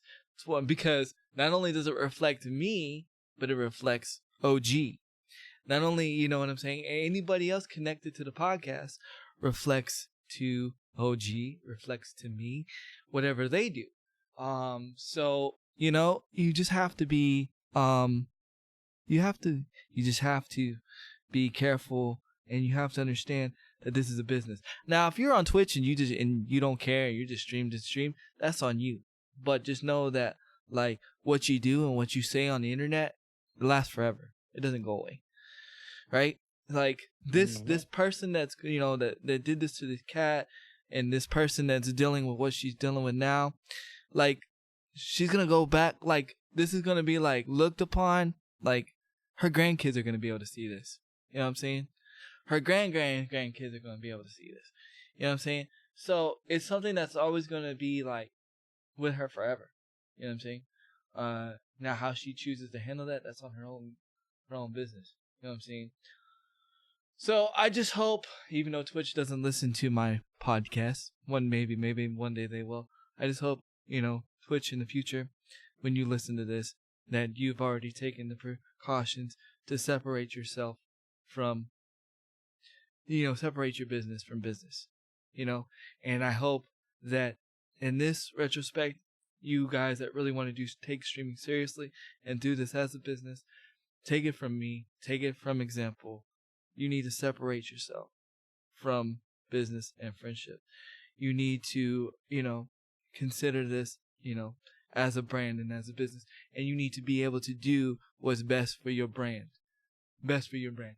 What works for OG's brand is not going to work for my brand. You know what I'm saying? So you have to do what's best for your brand. If you want your brand to be about, I don't know, hustling and whatever the case may be, that's your brand. Guess what?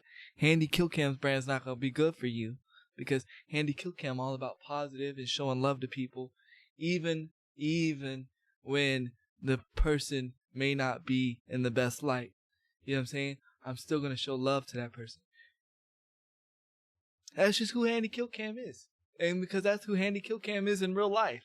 It's not it's not something I turn off and turn on. It's who I am in real life. So, and I've chose to make that part of my brand. You know what I'm saying? Time to bring the pain. Mosquito, that's up. Let's go, baby. Headshot. Thank you for that resub, Mosquito. Rest in pieces. 3 months in a row. Why does that part be so loud, though? That's weird. Thank you for that resub, Mosquito. Hey.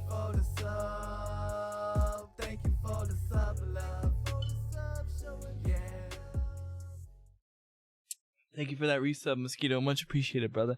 How you been, man? How was your... I don't know if you streamed today, but if you did, how was your stream? And if not, how are you doing? But you know what I'm saying? Like, if you want to do this for real, for seriousness, you have to look at yourself as a business, and you have to be like, you know, this person or this situation may not be showing me in the best light. I need to separate myself. Doesn't mean you have to be a jerk. Doesn't mean you have to be blah, blah, blah, or be ugly to them or whatever. You just got to be like, you know what? It's just best if I just separate myself from this situation, because it's not good for me, and it's not good for business. Especially if, another thing too, you gotta remember, you gotta like remember you're about your mental health, right? So anything that like puts your mental health at risk, like puts you down, like makes you feel down, you want to separate yourself. You know what I'm saying? Because your mental health, especially in this line of work, you know what I mean? Your mental health's like more important than everything, but in this, like, you can get sucked in pretty quick. So you need to make sure that you're not only keeping yourself in check, but you need to keep your mental health in check. It's okay to take a break and say, you know what, I need to get my mental health in order. And that doesn't mean necessarily going to see a doctor or whatever the case may be. You might just need to take a break and disconnect. You know what I mean? You might just need to chill out. Some of you might need to see a doctor, you know, but it's okay if you need to see a doctor. It's fine. It's okay. That's what they're there for. But, you know, you got to make sure, you know, because you are your business, right? Like, what projects out of you is your business. And we got to remember, your first impression is everything. So that's why, like, it annoys me, like, when something's like not working, because like Ninja and like other streamers, like the big streamers, like they don't really have to impress anybody. Like I mean, not impress anybody, but they don't have to worry about the impression they leave on people, because they've already, like, you know what I'm saying? Like, they got so many people there, and they got so many people. But like small streamers, like streamers like us, like, we have to make sure that we leave a good impression on people. You know, the first impression, you know, at least. You know what I'm saying? Not saying like you have to act a certain way. Just be yourself, but you want to make sure that, okay, when you're leaving that impression on somebody, that your camera's being seen right, or that your audio is being seen right. Because guess what? You don't have that chance to see that person. You may not have that chance to see that person again. And from what I like to help people, I like to lift people, and I like to encourage people. And so when I miss that person because of my audio being messed up, or my camera being messed up, or my stream being messed up, I'm like, dang, I could have helped that person today, and I totally missed that opportunity. That's the way I look at it. But I'm gonna go ahead and let OG take over, as I've talked enough, and I'm tired of talking. Why don't you go ahead and what else do you have for us, OG? Well, going to just briefly talk about Stadia, and I say briefly because it's nothing huge. It just looks like that. It looks like developers are liking some of the partnerships with Stadia already. For example, Ubisoft more or less made a statement saying that the cost of porting games onto Stadia is really not that high. I guess there were expectations because it was a new platform and they were doing a bunch of stuff that it was going to be very difficult and very expensive to make things happen. But apparently, from that particular studio, they're saying that they're actually been very successful in testing. Now, they haven't provided the figures as far as like how much it's actually costing, and that's okay. We don't need to know the details. But the fact that, you know, the partnerships that these developers are having with Stadia Mm-hmm. are not breaking the bank, which is good. They're able to not mess up their budget nearly as bad to put their content on Stadia. So that's a good sign that other developers are going to want to jump on board. because at the end of the day, it's about numbers, it's about money, and if they can save money and still get their games, played on other platforms, why not make that investment, especially if it's not a huge investment. Yeah, Abomination said now people can enjoy the same buggy games you play. Wait, same buggy you play games on various platforms. Thanks, Stadia. Yeah. Okay, and another thing that I found out about Stadia, right? Because remember we thought we were gonna get like a bunch of games, right? With it. Mhm. Okay, so pretty much with that game, the free game that they were talking about, it's like on a Reddit post. You're getting one free game a month, like you do with Xbox or PlayStation. Mm. Okay. Yeah, Hmm. yeah. So This is for the $100 package. no, this is for that $9 a month. Remember when you can do Oh, the $9.99. Okay. remember when you got the certain packages where you do like the Mhm. 4K or whatever. Oh I don't yeah. remember which package it is, but in one of the packages you get that one free game, a month kind of thing. Because they're like trying to say no, we're not Netflix. Hmm. So Okay. that even confused me even more. Yeah, it's a weird statement to make. Yeah, because I thought that was the whole thing. I thought that was the whole The whole point. right? So it's like, No. now are we going back on what we said at E3? And if so, why? And if not, then why was that misunderstood on E3 or before E3? You know what I'm saying? Hmm. So Yeah. I'm a little perplexed. I'm even more like, I have no desire to be even pick up a Stadia controller. I have a more Yeah. chance of buying a gaming PC and me gaming with a keyboard and mouse than me playing Stadia at this point. That's saying And for something. me, being a mobile player, for the most part, I really don't see the reason to really invest in it. You couldn't even play it right now if you wanted to. That's true, but just assuming that I could, Mm. I don't see why I would want to at this point. Right. I mean, I get a decent enough gaming experience as it is. I'm not having to spend a lot of money out of pocket. I mean, about the only benefit that I would get at this point would be to be able to play AAA titles that I would not normally play on my devices. But But you have it on the PS4. exactly, which is why I'm like, okay, still, why would I want this when I This could would play it on the have been good PS4? for you if you didn't have your PS4 yet. Yeah, this is more catered to people who do not own a console, which is Right. probably not many, but there's a number out there. Yeah. But I mean, anyone that's a gamer, I'm assuming would have something at this point. Now that doesn't mean if Stadia said, "Look, Handy, we want you to try it out for free." Yo, I'll try it out. But Mm, I'm not on that level, first of all. Second of all, like, I'm not, there's no need for me to, there's nothing to say, Handy, you have to try this. Why? yeah. Because guess what? I'm going to have even though I'm not going to be able to play in 4K quality, I'm of a more stabler connection playing on my console than I am my Stadia. Because, unless, you do like what you did with the Nintendo Switch, the everything's going to be wireless. And guess what? Nothing wirelessly is stable. Nothing. Not even a wireless headset. Trust me. I play with somebody that has a wireless headset all the time. And it's not always stable. It's what stops me from getting a wireless headset. If I do ever get another headset, it's gonna be the new Astro TRs. Yeah, because I kind of miss my Astros. But anyways, what was I saying?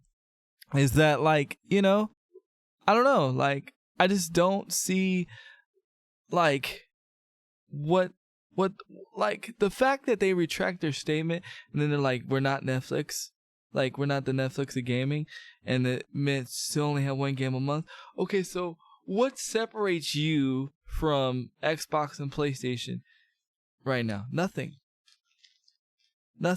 Just the fact that I can play it on any tablet and and cell phone right now. Well, guess what? I can't, because guess what? You retract that statement and you came out with the truth and said, guess what? I'm only going to be able to play you on Pixel phones launch. So if I don't have a Google Pixel, which guess what? I'm not. I'm going to be getting a Note 10 or a Note. I have a Note. I have a Samsung. There's no need. And I have a Switch. So if I want to play a game mobilely, I just play on the Switch. So I don't know.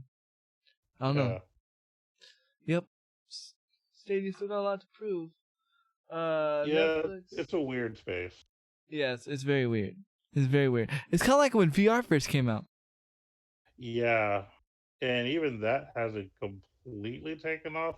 I mean, it's becoming more of a thing, especially with the Nintendo doing their VR Labo thing, and then of course Sony really getting onto it as well. But it's not mainstream, I guess is the way to put it. It's not. It's kind of weird right now. It's in an awkward space. Like Yeah. people are very hesitant to try it. They're very scared, and they don't want to really make that investment either, because obviously VR stuff does cost quite a bit of money Mm-hmm. to really get into, and Mm-hmm. people are just not willing to risk that money for something they're not for sure about. You're gonna have to back. You're gonna have to go back and listen to that topic. Yeah, make sure when you do go back to listen to the topic, go check us out on Anchor. And when you go and check us out on Anchor, you can check us out on the other 7 different platforms. So yes, make sure. Definitely. If you had any questions though, Crew Dog, we can answer the question for you. We were basically talking about that Stadia was pretty much saying that they're not going to be the Netflix of gaming, and they're pretty much only charging like a certain was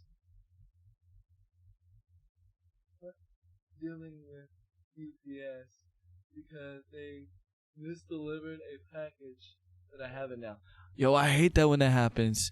You know what's really bad too is like I have an apartment complex like next door to me, and their apartments, like there's Canyon. Okay, well I can't really say the name, but they're both apartment names have Canyon in it, right? So, half the time my Amazon stuff gets delivered to the other apartments instead of mine, and it's such a pain in the butt. And I put in, huh? No, go ahead. And I put in bold letters like what my apartment name is. You know what I'm saying? And they still do the same thing. I don't know if you remember this, but back when I was living in Shirts, I used to live on a certain street, and anytime that we would order pizza, half the time they would deliver it to the wrong city. Oh yeah, I Because remember that. I was living in Shirts, but the street name was also in Cibolo. Yes. And what's weird too is that the pizza place we ordered from, delivering it to Shirts would have been a lot faster than driving to Cibolo. But for some reason, they always went to Cibolo first, and then would have to call me to say, "Hey, we're not able to find it," and I had to say, "Are you in Shirts or Cibolo?" And then that's where like, oh, whoops, I have to come all the way back. Yeah, I remember that. We got so many cold pizzas back in the day. So one time we complained and we got another pizza, but it got annoying. What's messed up was that it was delivered to my neighbor, and she looked it in even though that your name was on it. Yo, I would have been mad. Like, I'd have been mad. Dang. Well, knowing you was probably something cool and tech savvy too. You like me. You're like a big speaking of which, chat, I need to know, like, y'all need to be like 100 with me right now. Is my microphone 100% better? Cause I'm like I'm like at the verge of like hitting the add to cart button right now and buying a new microphone. Like that's where I'm at right now. But I've been playing around trying to get this better, but I don't know if necessarily if I enjoy this microphone. But I'm trying my best because I don't want to be like up close like this all the time. I want to be able to be like this and be like this. And so I need to know from a scale of 1 to 10 how my mic sounds. So I'll be waiting. Yeah, man, that really sucks that happened, Crew Dog. So the next question I'm going to ask, and it's going to be a very debatable question, and I'm not here to prove anybody right. I'm not here to prove anybody wrong. I'm just here to prove. I'm just here, not here to prove. I'm here to just say how I feel about the situation. And it was brought up in my chat or in my stream yesterday. And it was kind of interesting. And that is does Apex have an esport? And if not, is it starting? Is it just about to start? Well, the actual technical question was, does Apex have an esport that's funded by Apex itself? Kind of like how Fortnite is funded by Epic Games. The Fortnite tournaments are funded by Epic Games. I thought it was, okay? I think it is because of the pro leagues that they have. But from what I understand, that is negative. Because from what I understood, that there were pro teams and that people were being contracted to play Apex Legends. Hence the people like Dizzy, and I think their group is in FG and PG, and I think they're getting contracted to play Apex, if I'm not mistaken. It sounds okay, but when you get further away, it obviously is a bit lower. Okay, so my next question to you, Crew Dog, and this is going to change whether I buy this mic or not. And I know you remember. Does my snowball sound better? Yes or no? Was my snowball a better mic? Because remember, I had it in the same position, and I was doing the same thing, and I was away from the mic at the same time. So if you could answer that question, that'd be gladly appreciated. So my question is, and now they just got announced to the X Games, and apparently that's the first esports tournament that's being sponsored by Apex. I could be totally wrong. I don't know if Hellboy's in here, because Hellboy would be the one to give me the knowledge on that. How long have I been using this one?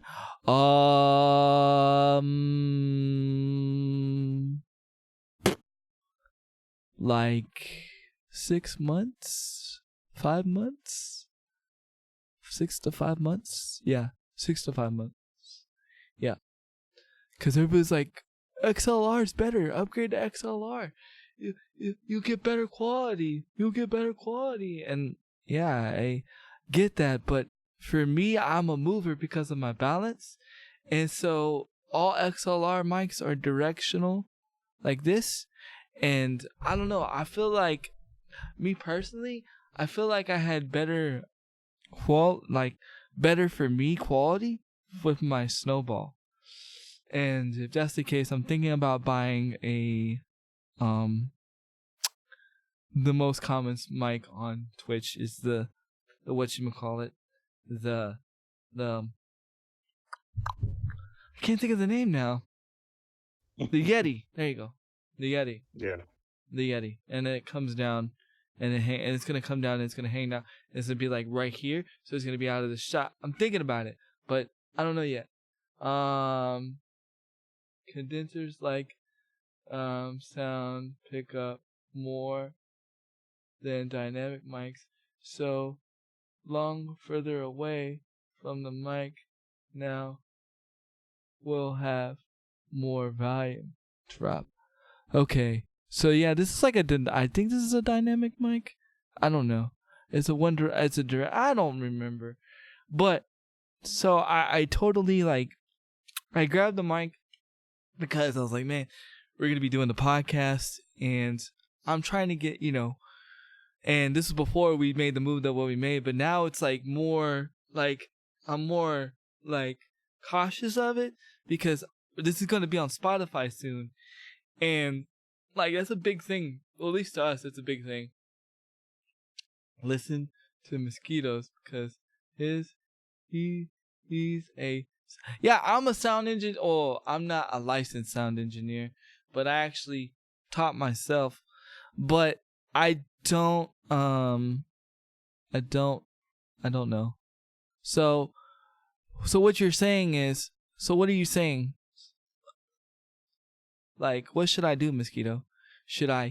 My wife wants to technically put it on the other side, but I still lean regardless. I'm gonna end up leaning this way. I'm a leaner. So it's not the moving thing to me. The way I see it is, I'm always going to move, right? That's why I'm glad this couch is here, guys. Because if this couch wasn't here, you would see me fall over to the side so many times. It'd be funny. I'd probably get partnered by now, but it would hurt. You know what I'm saying? So thank God for this couch. So like, I'm trying to figure out like what's the best mic for my situation. And I guess not the best mic for broadcasting. I don't know. The best mic for my situation. Cause I'm always gonna lean. There's no choice. USB mics, XLR isn't your problem. You just need a condenser USB or a condenser. So basically, it was the Snowball a condenser mic? I think it was, right? And is the Blue Yeti a condenser mic? That's the question I need to know. But without further ado, I'm gonna go back to what I was originally talking about. That was an ad by our sponsor, Blue Yeti. No, I'm just kidding. So my question, so my thing is it an esport? And I guess I'm leaving that to you guys. I feel like people feel like maybe Fortnite's more of an esport because for some reason, well, not for some reason, but Fortnite gives out more money with their tournaments than Apex. But I thought for sure Apex was sponsoring some tournaments. But from what I've looked at and what I shared with a friend, apparently that's not what it is. But maybe I'm wrong. Maybe that friend is wrong. I don't know. I need to know y'all's thoughts of it. And are you guys excited? I think, and here I'm gonna piggyback off this. I think Apex would be more of a better. I think it's already starting, but when it becomes a full-fledged esport, I think Apex is going to be a better esport than Fortnite because you're actually playing as a team as a Fortnite, rather than like Fortnite being you're assigning a team but you're individually playing because you're both trying to win as a team. Or not as a team, but as an individual. But it's just like more people in the pot. It gives your organization a more chance to win in Fortnite, rather than you actually have a full team in Apex and you actually win. The new Hyper X with the condenser mic looks nice. Yes, the Yeti is a condenser mic. Okay. Yeah, I saw the is that the mic you use? Is that the mic you use, Mosquito? Or the only thing I didn't like when I heard the sound test of the new, what was it? The new HyperX one, was that it sounded very tinny, but that could have been on the actual person and not the actual mic itself. It sounded very high, but maybe it's just my ears being stupid. I don't know, because sometimes my ears are stupid. But my question is to you guys, like, what do you think? Like, how do you feel? And I unfortunately, I can't ask OG this question, because OG knows nothing about Apex. Nope. And he knows nothing about Fortnite. Nope. So this is something for you guys, especially for Mosquito and Crew Dog, because you guys are like Mosquito Masters. Y'all are Apex. Well, Crew Dog's an Apex Master. Mosquito's getting there.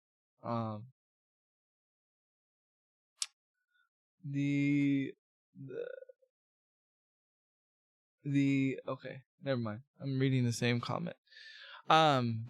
So yeah, I think that Apex could be a better one. I just think Apex is not going to win as far as an esport because Epic got the more money. Epic gonna be throwing more money at the screen because Epic got the investors. And this is what I was saying last week. The reason why Fortnite will always be number one is because of the opportunity it gives people. Because even if it's not an Epic tournament, most by Epic, they pay attention to their community tournaments. Quote unquote. Look at Keemstar's what is it? Fortnite Fridays? You know what I'm saying? And he said I have an MXG 900 XLR. It's the most underrated mic in the business, but it's super heavy. Most boom stands won't hold the weight. You would need I have a mic boom, but my mic boom sucks. I was actually when I get the new mic, I was actually going, if I got a new mic, I'm saying when, if I got a new mic, I was actually going to replace the mic boom in two, just because something happened with this mic boom, and I don't know, I think my cat messed with it or something. I don't know. I think my cat jumped on it, and it doesn't do this extra thing that it used to do anymore. I was actually thinking if I got the Yeti, I was actually gonna get the combination with the blue with the blue boom, because I wanted the blue boom. I wanted the thing that like hung it down like this, so like it doesn't matter where I'm at, like it's like right here, and it's gonna be like at me, and it's not in the full shot, and it's gonna be like from up down. I don't know. It's just something I thought of. So, yeah. Like I said, I think that Apex has the potential to be an esport. I don't know. Apparently, let me share this with you. OG, are you ready for this? Yeah. Guess who sponsored one of the tournaments? And guess what it was showcased on? ESPN. Oh, interesting. Yes. And they'll be doing another one. And they will also be at the X. And this was supposedly this is going to be the first tournament sponsored by Apex or hosted by Apex. They're going to be at the X Games this year. So it's going to be pretty interesting. Pretty interesting. I remember that's how Call of Duty started, because Call of Duty was in the X Games. And I believe Nadeshot won that. So. Okay. Yeah. The Yeti, super heavy. Make sure that the boom stand will hold it. Okay, so I'm just gonna tell you the setup that I'm looking into. Not necessarily gonna know if I'm gonna buy it. It's just something I'm looking into. So you can look at it too if you want to. Not that you need it, but I'm just saying if you want to look at it. Is the Yeti broadcaster bundle. It comes with the Yeti mic, and it comes with the Yeti boom mic that holds the Yeti. So yeah, that's what I'm looking into. Don't know. Again, I'm always window shopping. I'm always trying to figure out the best way to improve my quality, not just for me, not just for you guys, but for me, like what best works for me. It drives my wife crazy, but now that she's starting her own business with the t-shirts, now she knows. Now she understands what I mean, because like now she's like, ooh, this would better do my workflow. Ooh, this would be good for me too. Ooh, but this person has this, but this would be better for me. So like now she understands. So now it's like now she doesn't think I'm crazy. Okay. If that's the bundle, then will work. Good choice. Thanks, man. I'm just gonna, approve it with my business associate, my wife. What about something like this? Since you move around, let me click on it. This is why I love that our podcast is not scripted, because we can just talk about whatever. And you never know. Somebody listening to the podcast, they might have the same issues. Yeah, I don't know, man. I fall over though. I don't know. I thought I looked into something like this. And it being on a cord too. Well, yeah, and then my mic being on a cord too. I don't know. I don't know. Cause I even thought about like one of those like them body mics too. That like the it might be too heavy. It might mess with my balance. That's what I'm thinking. That's what I was thinking of because I saw that too. I don't know. It's just something that I've been pondering with, because it annoys me, right? It annoys me that when I go back and watch my streams, I'm not heard all the time. So if it annoys me, it annoys y'all. So definitely. But OG, do you have any other news you would like to discuss? No other news, really. I do want to make just a quick comment. This is more just a general statement. I personally believe that every multiplayer game has the potential to be an esport. It really just depends on the financial backing and support of the people funding them. Mm-hmm. One of the reasons that Fortnite is able to do what they do and other related games is because Tencent, who's one of the biggest like money making game companies in the world right now, backs games like Fortnite, PUBG, Arena of Valor, and all other types of games. Like they have their hands in many pockets, and they're able to fund these companies well enough to support esports. So when you have good financial backing, anything is possible.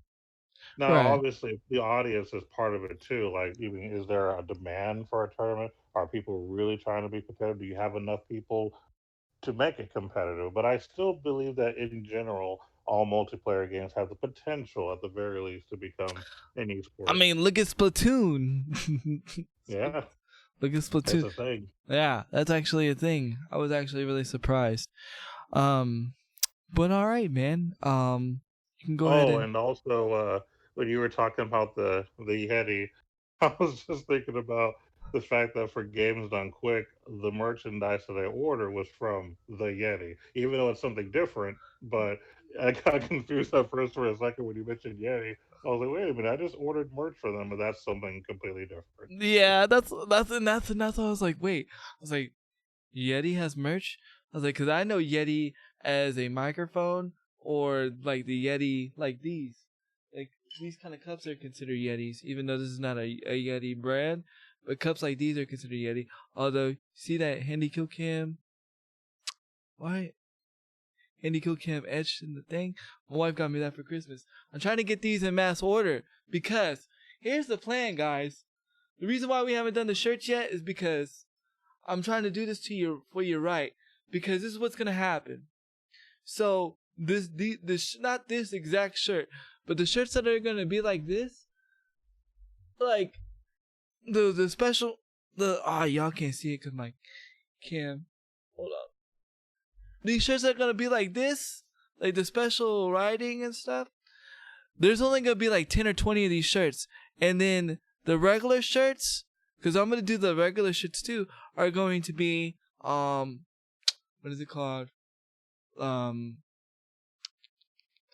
Heat are going to be ink heat transfers, but they're going to be better than the ones that I order from the ones you order from Streamlabs, because me and my wife found out something. When you order your shirt from Streamlabs, okay, when you do Hold on, let me, because I want to share this with you guys, because everybody gets on these sites and gets these things, and I'm gonna share something with you guys real quick. I'm gonna drop you guys some knowledge real quick. All right. So, there's an ink way to do an ink transfer. It's called sublimation printing, right? But and it stays on the fabric for a long time if you use the right fabric. The problem that, and I'm just being real because me and my wife did some investigations. So, Ivy, give me my red Handy Kill Cam shirt real quick. It's gonna be in the bathroom. I think it is in the bathroom. Okay, just bring it to me. It's in the dirty clothes. So if it looks dirty, I apologize. I just want to show you guys something, okay? So you guys know what you're getting when you guys. This is why I wanted to do my own. This is why me and my wife decided to do our own, because I didn't want you guys to get something like this and this happened to you. This made me very upset. After a week, this happened. Okay, so what happened is a lot of people don't know about sublimation printing. When you're doing sublimation printing, first and foremost, it has to be like on a polyester blend. It has to be like a 50-50 or 100% polyester. If it's on 100% cotton or any cotton is in the mix like this is why you want a dry fit shirt. When you do something like this, you're going to get this result. Okay? And this is from Streamlabs this is from Streamlabs. Okay? Not saying that Streamlabs is bad, but Streamlabs maybe not know the knowledge. So this is what's going to happen. These shirts, there's only going to be like, not this exact shirt, but shirts that are specially made, there's only going to be like 10 or 20 of these shirts, right? And there's going to be like all different themes of it, right? Once these shirts are gone, you're going to have the regular shirts that are like this, but they're going to be done from us, and they're going to last for like forever because they're going to be done on the right material and it's going to be done right. Okay? This is what's taking so long for me and my wife to do this, because we want to make sure it's done right. We want to make sure it's done with our research, because we don't want you guys ordering stuff from like these stuff that, like Twitch, because people jump on these sites quick because they're like, oh, I can get my merch really quick and really fast. But then the consumer, they're like, wait, my shirt's already faded already. Why? It doesn't have to be that way. It's just because whoever's running the thing, they don't understand it. And maybe I shouldn't have told that secret, but I want to show you guys the difference. So like when you see this, when you see the shirts that I'm going to give you guys for a cheaper price, I'm talking like $15 instead of $20, $24.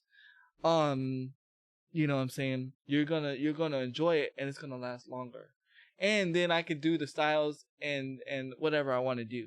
So, please understand that's why it's taking a little bit longer than what we want to do, because me and my wife, we want to do this right. It's exactly what we told you guys. First impression is everything. I've never seen anything like that. Oh, you're talking about the mic thing, right? Yeah. So yeah, I just wanted to show you that, guys. Like, I haven't been procrastinating.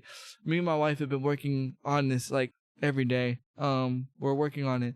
We're finalizing the actual like 10 to 20 shirts that we're gonna do of each design, of which design we're gonna do first. This one's not gonna be one because we don't like the material of this one.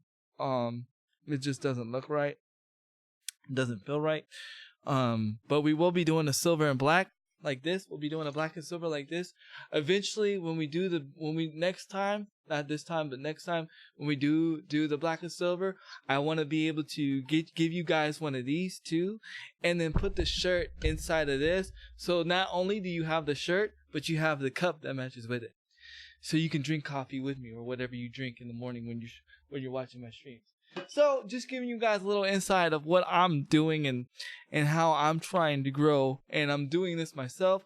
We're cutting out the middleman. The only thing I won't be doing myself is this, because I don't have the technology or the money or the funding to buy a machine like this. So there you guys go, and go ahead, OMG. Whatever you want to do, you want to take us out. Go ahead, because I think you Sure, said you're done. absolutely.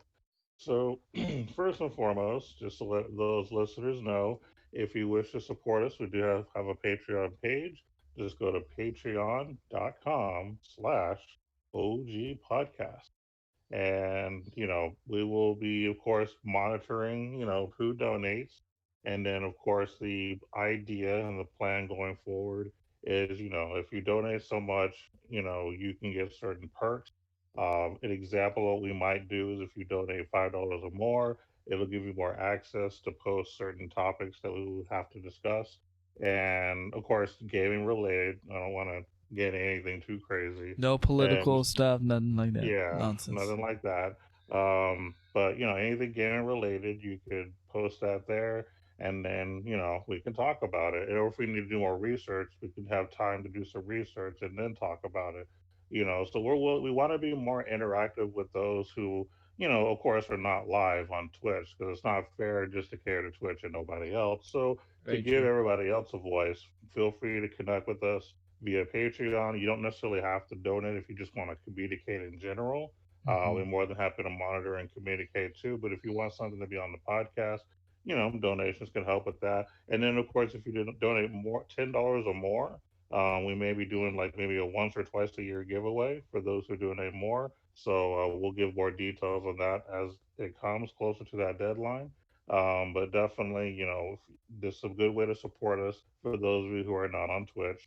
That because we already have a Twitch, following, so this is for others as well that wish to also support too. So Mm-hmm. we appreciate everybody on all platforms that have been given to us in the past. So We're thanks everyone. cross-platformed. We're cross-platform, Cross yo. platform, yeah, we're trying to do crossplay, y'all. Yeah. And then, of course, I'm not going to be making videos too much in the next few weeks. So just know that I am still in the process of moving. The idea is for us to be moved by August the 5th. And then hopefully have everything settled and put where it needs to be by, when that Wednesday for the podcast and then continue from there. We're still going to be doing our podcast like we normally do. It's just, as far as personal YouTube videos and whatnot, you're not you're not going to see a whole lot out of me, so just be prepared for that. I still have edited videos in the past that you can watch if you're interested in some Uh, of the games I mentioned at the beginning of the video. in the So week you're audio, moving, we may take that week off because you're gonna be moving, right? yeah.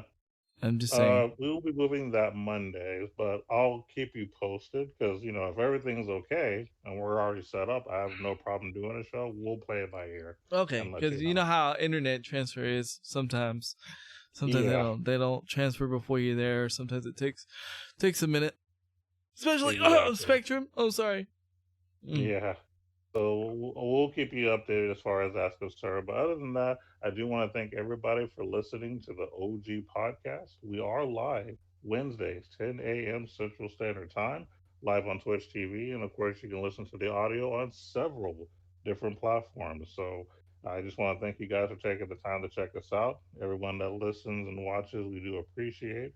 And of course, throughout the week, Thursday, you got Handy on Able Gamers. So be sure to show them love on Twitch TV on Thursdays for Able Gamers channel, and of course in his own personal channel, handled Candy Kill Cam throughout the rest of the week. You will be seeing him live playing a variety of games here and there. Just depends on what he's in the mood to play, whatever Yeah. he's having fun with. So be sure to show him love. And for those who do not know my YouTube channel, it's OG Crunksta with a K, KRUNKSTA. So OG Crunksta on YouTube. So just look me up if you want to see some mobile gaming videos. And then until next time, you guys take care, and we'll see you in about a week. Also, I want to let you guys know that when you go and you can listen to us on Anchor, which if you go to the panel and you click on the podcast, it'll take you to the Anchor site now. You're also able to leave a voicemail, and you can leave voicemail comments. And if you leave voicemail comments, preferably nice ones, we will play them on the show. You won't hear them now, but you'll hear them when the episode is released because I'll be able to put them at the end of the show with Anchor. Also, if you go, there will also be intro music too also. So, be sure to make sure you listen to the episode again,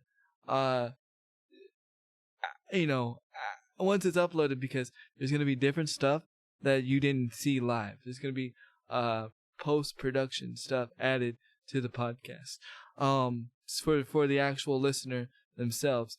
So make sure to go to the Anchor, and if you are, someone that loves the podcast, we want to hear your comments. We want to hear it not only just for us, but for other people too, because I think it would be nice. So make sure, once you click on the link, it should take you there, and you should be able to record a voice message, and I will be able to listen to the voice messages and hear them, and I will be able to put some on the podcast.